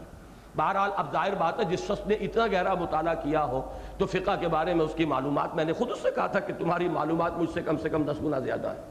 تو اس شخص سے مجھے ایک بات معلوم ہوئی، وہ اس کے لیے میں نے یہ سارا واقعہ بتایا ہے آپ کو۔ اس کے والدین، اکلوتا بیٹا تھا، وہ پولیس چیف تھے بیلجیم کے اس کے والد، اور یہ تنہا اکلوتا بیٹا، کوئی نہ بیٹی اور نہ بیٹا، اور وہ سخت مذہبی لوگ، رومن کیتھولکس۔ اس نے یہ کہا تھا کہ اب میرے والدین کو صدمہ تو ہے، لیکن ہم نے ایک جنٹل مین ایگریمنٹ کر لیا ہے، وی لیو ٹوگیدر، لیکن ہم مذہب ڈسکس نہیں کرتے، بس بیٹھتے ہیں رہتے ہیں۔ پھر مجھے ایک دن انہوں نے بلایا اپنے ہاں، ویسے میں ٹھہرا تھا ہوٹل میں، اور انہوں نے وہ بات کہی کہ آپ اطمینان سے اس گھر میں کھائیں پیئیں، اس لیے کہ اس گھر میں کبھی سور کا گوشت کی ایک بوٹی نہیں آئی، اور اس گھر میں کبھی شراب کا ایک قطرہ نہیں آیا۔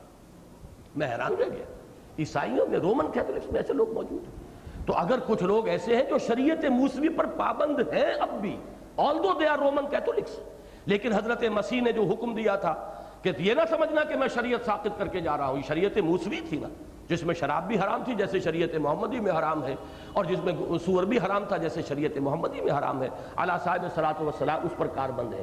تو ہو سکتا ہے، اور حضور کے زمانے تک کچھ نہ کچھ لوگ موجود تھے جو صحیح عقائد پر تھے، لیکن جو غلبہ ہوا ہے دنیا میں وہ صحیح عقائد والوں کو نہیں ہوا، وہ اہل بدعت کو ہوا ہے، غلو کرنے والوں کو ہوا ہے، تثلیث کا عقیدہ ماننے والوں کو ہوا ہے۔ اب کیا اہم نکتہ ہے جو یہاں سے نکلتا ہے کہ اسلام نے، قرآن نے انہیں بھی ڈس اون نہیں کیا۔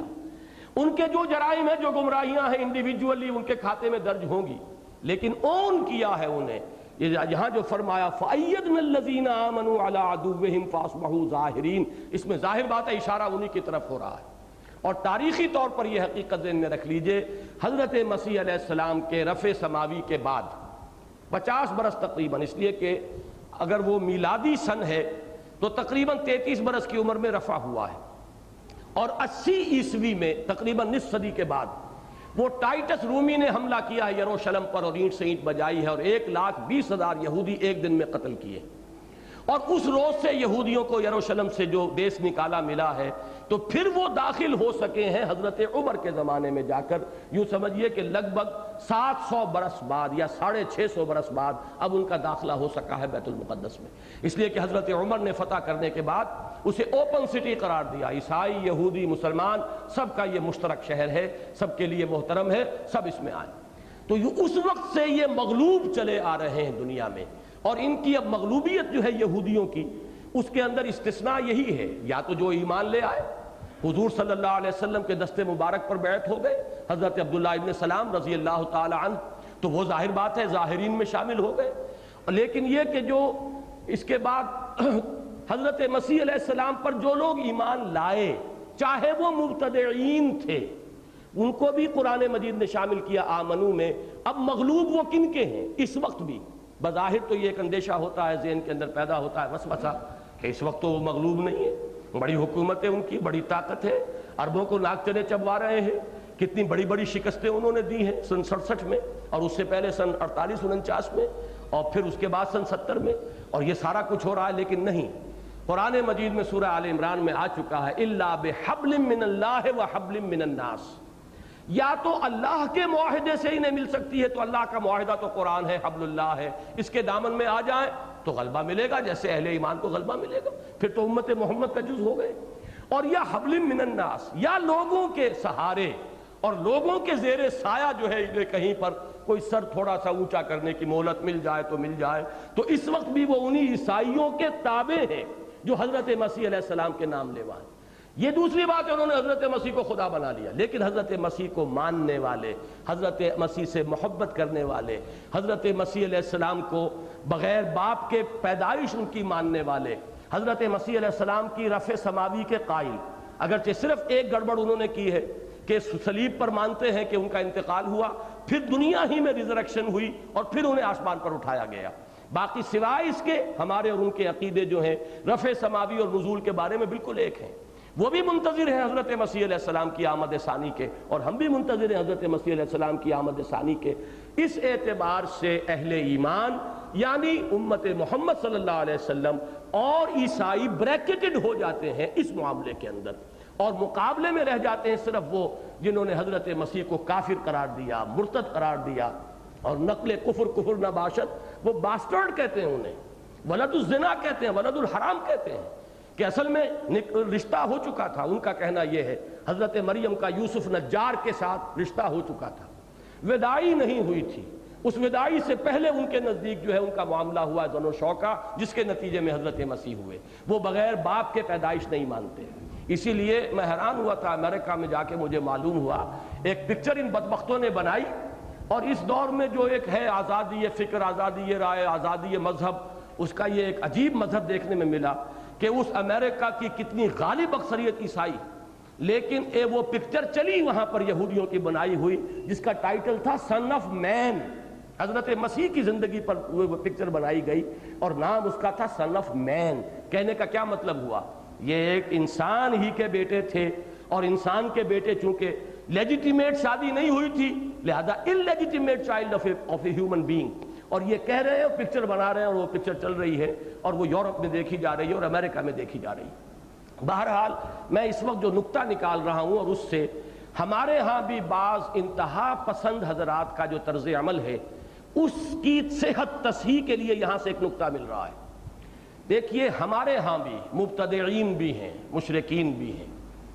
قبروں کو پوجنے والے بھی ہیں، طرح طرح کے عقیدے رکھنے والے ہیں اولیاء اللہ کے بارے میں،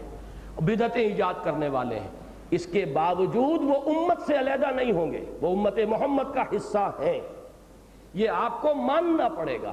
جیسے کہ حضرت مسیح کی امت میں شمار کیے گئے ہیں وہ لوگ، ان پر ایمان لانے والوں کے کھاتے میں درج ہوئے ہیں وہ لوگ، اگرچہ وہ مبتدعین تھے، اگرچہ انہوں نے بدترین شرک ایجاد کیا، انہوں نے خدا کا بیٹا قرار دے دیا، لیکن ماننے والے تھے مسیح علیہ السلام کے، لہذا وہ فَأَيَّدْنَا الَّذِينَ آمَنُوا عَلَىٰ عَدُوِّهِمْ میں الَّذِينَ آمَنُوا کے تحت درج ہوئے ہیں۔ اس کو میں پہلے ایک اور دلیل سے بھی بیان کرتا رہا ہوں، ہمارے ہاں ہیں بعض حضرات،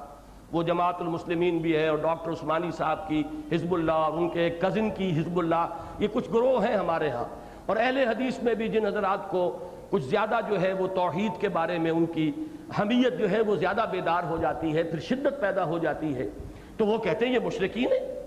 لہذا انہیں کافر قرار دو، اور کافر ہیں تو گویا کہ مرتد ہیں، یا یہ کہ کم سے کم ان کے پیچھے نماز نہیں ہوتی اس لیے کہ کافر ہیں، یہ مشرک ہیں، یہ کرتے ہیں، یہ مسجد میں لکھا ہوا یا محمد، اب اس مسجد میں ہماری نماز کیسے ہو جائے گی؟ ان سب کے ضمن میں عرض کرتا رہا ہوں کہ دیکھیے ایک چیز جو شریعت محمد کی صلی اللہ علیہ وسلم متفق علیہ ہے وہ کیا ہے؟ قرآن نے ہمیشہ ہمیش کے لیے اور حضور صلی اللہ علیہ وسلم نے ہمیشہ ہمیش کے لیے کفار کی دو کیٹیگریز بنا دی ہیں، ایک کفار مشرکین میں سے، ایک کفار اہل کتاب میں سے، اور اہل کتاب کے کفار کا درجہ مختلف رکھا ہے کفار مشرکین سے۔ ان کی عورتوں سے آپ کی شادی ہو سکتی ہے، ان کا کھانا آپ کھا سکتے ہیں جو حلال ہو، باقی ان کا تو مشرکین کا تو حلال کھانا بھی آپ نہیں کھا سکتے، بکری بھی انہوں نے ذبح کی ہے، پتہ نہیں کس کا نام لے کر ذبح کی ہوگی، کیسے ہم کھا لیں؟ لیکن ان کا کھانا اگر وہ حلال کھانا ہے تو آپ کھا سکتے ہیں، طعامہم حل لکم، ان کا کھانا تمہارے لیے حلال ہے، بشرطے کہ وہ فی نفسہ ہی بھی حلال ہو، یہ نہیں کہ ان کے سور کو آپ اپنے اوپر حلال کر بیٹھیں، معاذ اللہ۔ تو یہ جو کیٹیگرائزیشن ہے یہ خود دلیل ہے اس بات کی کہ ایک فرق کر رہا ہے قرآن، حالانکہ یہود کے بارے میں کہا گیا اتخذوا احبارہم ورہبانہم اربابا من دون اللہ، بدترین شرک کا الزام قرآن عائد کر رہا ہے۔ قرآن ان کے بارے میں کہتا ہے کہ انہوں نے اللہ کا بیٹا بنا دیا، قالت الیہود عزیر ابن اللہ وقالت النصارى المسیح ابن اللہ، لیکن اس کے باوجود ان کی کیٹیگری علیحدہ رکھی ہے۔ تو مشرکین مشرکین اہل کتاب اور مشرکین امت محمد صلی اللہ علیہ وسلم، یہ تین کیٹیگریز ہوں گی۔ ہمارے ہاں بھی مشرک ہیں، مبتدعین ہیں، امت محمد میں شامل رہیں گے، مسلمان ہونے کی حیثیت سے ان کے لیگل حقوق برقرار رہیں گے جب تک کہ کفر بواہ نہ ہو جائے، جب تک کہ کہیں آپ تکفیر نہ کر سکیں ان کی۔ so long as you accept them as Muslims، ان کے سارے قانونی دستوری حقوق، سماجی حقوق برقرار رہیں گے، اور مسلمان کے پیچھے آپ کو نماز پڑھنی ہے، وہ فاسق ہو یا فاجر ہو، کوئی بھی ہو، بر او فاجر، نماز پڑھنی ہے۔ یہ ہے اصل میں ایک اہم بات کہ اصل میں ایمان کا دار و مدار ایمان بالرسالت پر ہے۔ یہ میں حقیقت ایمان کے ضمن میں بھی عرض کیا کرتا ہوں کہ ایمان کی جڑ ہے ایمان باللہ، عملی اعتبار سے اہم ترین ایمان ہے ایمان بالآخرہ، لیکن قانونی اور دستوری اعتبار سے اہم ترین ایمان ہے ایمان بالرسالت۔ امت بنتی ہے رسالت کی بنیاد پر، لہذا چاہے مبتدعین ہوں، چاہے مشرکانہ اوہام میں مبتلا لوگ ہوں، چاہے عملی اعتبار سے فساق و فجار ہوں، جو محمد کو ماننے والے ہیں، الا یہ کہ کوئی ایسی بات کریں جیسے قادیانیوں نے کی ہے کہ ایک نئی نبوت ہی کا اقرار کر لیا، ان کی تکفیر پر امت متحد ہو گئی۔ جب تک اس ایکسٹریم کو کوئی معاملہ نہیں جاتا، آپ کو اختلاف ہو، آپ ان کو فہمائش بھی کیجئے، تبلیغ بھی کیجئے، صحیح بات انہیں سمجھانے کی کوشش کیجئے، اس میں مار کھانی پڑے تو مار بھی کھائیے، لیکن کافر قرار نہیں دے رہے تو وہ امت محمد کا جز شمار ہوں گے۔ اپنے فسق یا فجور کی وجہ سے یا اپنے کچھ عقیدوں کی خرابی کی وجہ سے وہ خارج نہیں ہو جائیں گے۔ اس لیے اس کی دوسری دلیل ہمیں یہاں سے مل گئی۔ تاریخی واقعات اور قرآن کے بیان کو جب آپ جوڑیں گے، اس کا منطقی نتیجہ یہ ہے کہ فآمنت طائفۃ من بنی اسرائیل وکفرت طائفہ، بنی اسرائیل میں سے کچھ لوگ ایمان لے آئے اور ایک گروہ نے کفر کیا، بنی اسرائیل میں سے جنہوں نے کفر کیا۔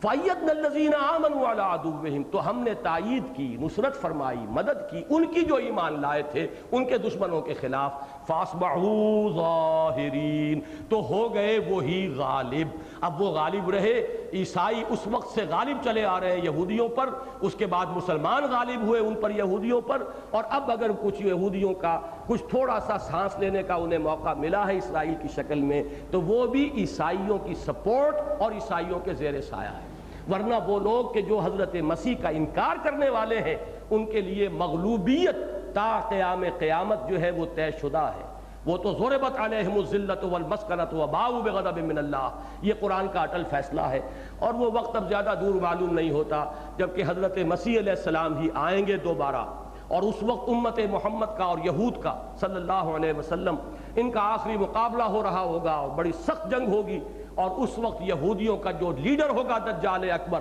حضرت مسیح علیہ السلام ہی کے ہاتھوں قتل ہوگا، اور حضرت مسیح علیہ السلام ہی کے ذریعے سے اس پوری امت یہود کو تہس نہس کر دیا جائے گا۔ یہ ہونے والا ہے، زیادہ دور نہیں ہے۔ حالات جو ہیں ایسے محسوس ہوتا ہے کہ stage is being set for these events، یہ coming events cast their shadows before، بلکہ اسرائیل کا قیام بھی در حقیقت اسی سلسلے کی ایک کڑی ہے کہ پوری دنیا سے جھاڑو پھیر کر ان یہودیوں کو ایک جگہ پر جمع کر دو، ورنہ یہ تو نہ معلوم کہاں کہاں بکھرے ہوئے تھے، لیکن ان سب کا ایک مرکز سب کو یہاں لا کر، تاکہ یہی ارض مقدس، ارض موعود، ان کا ایک اجتماعی قبرستان بن جائے، اور وہ بن کر رہے گا۔ اقول قولی ھذا واستغفر اللہ لی ولکم ولسائر المسلمین والمسلمات۔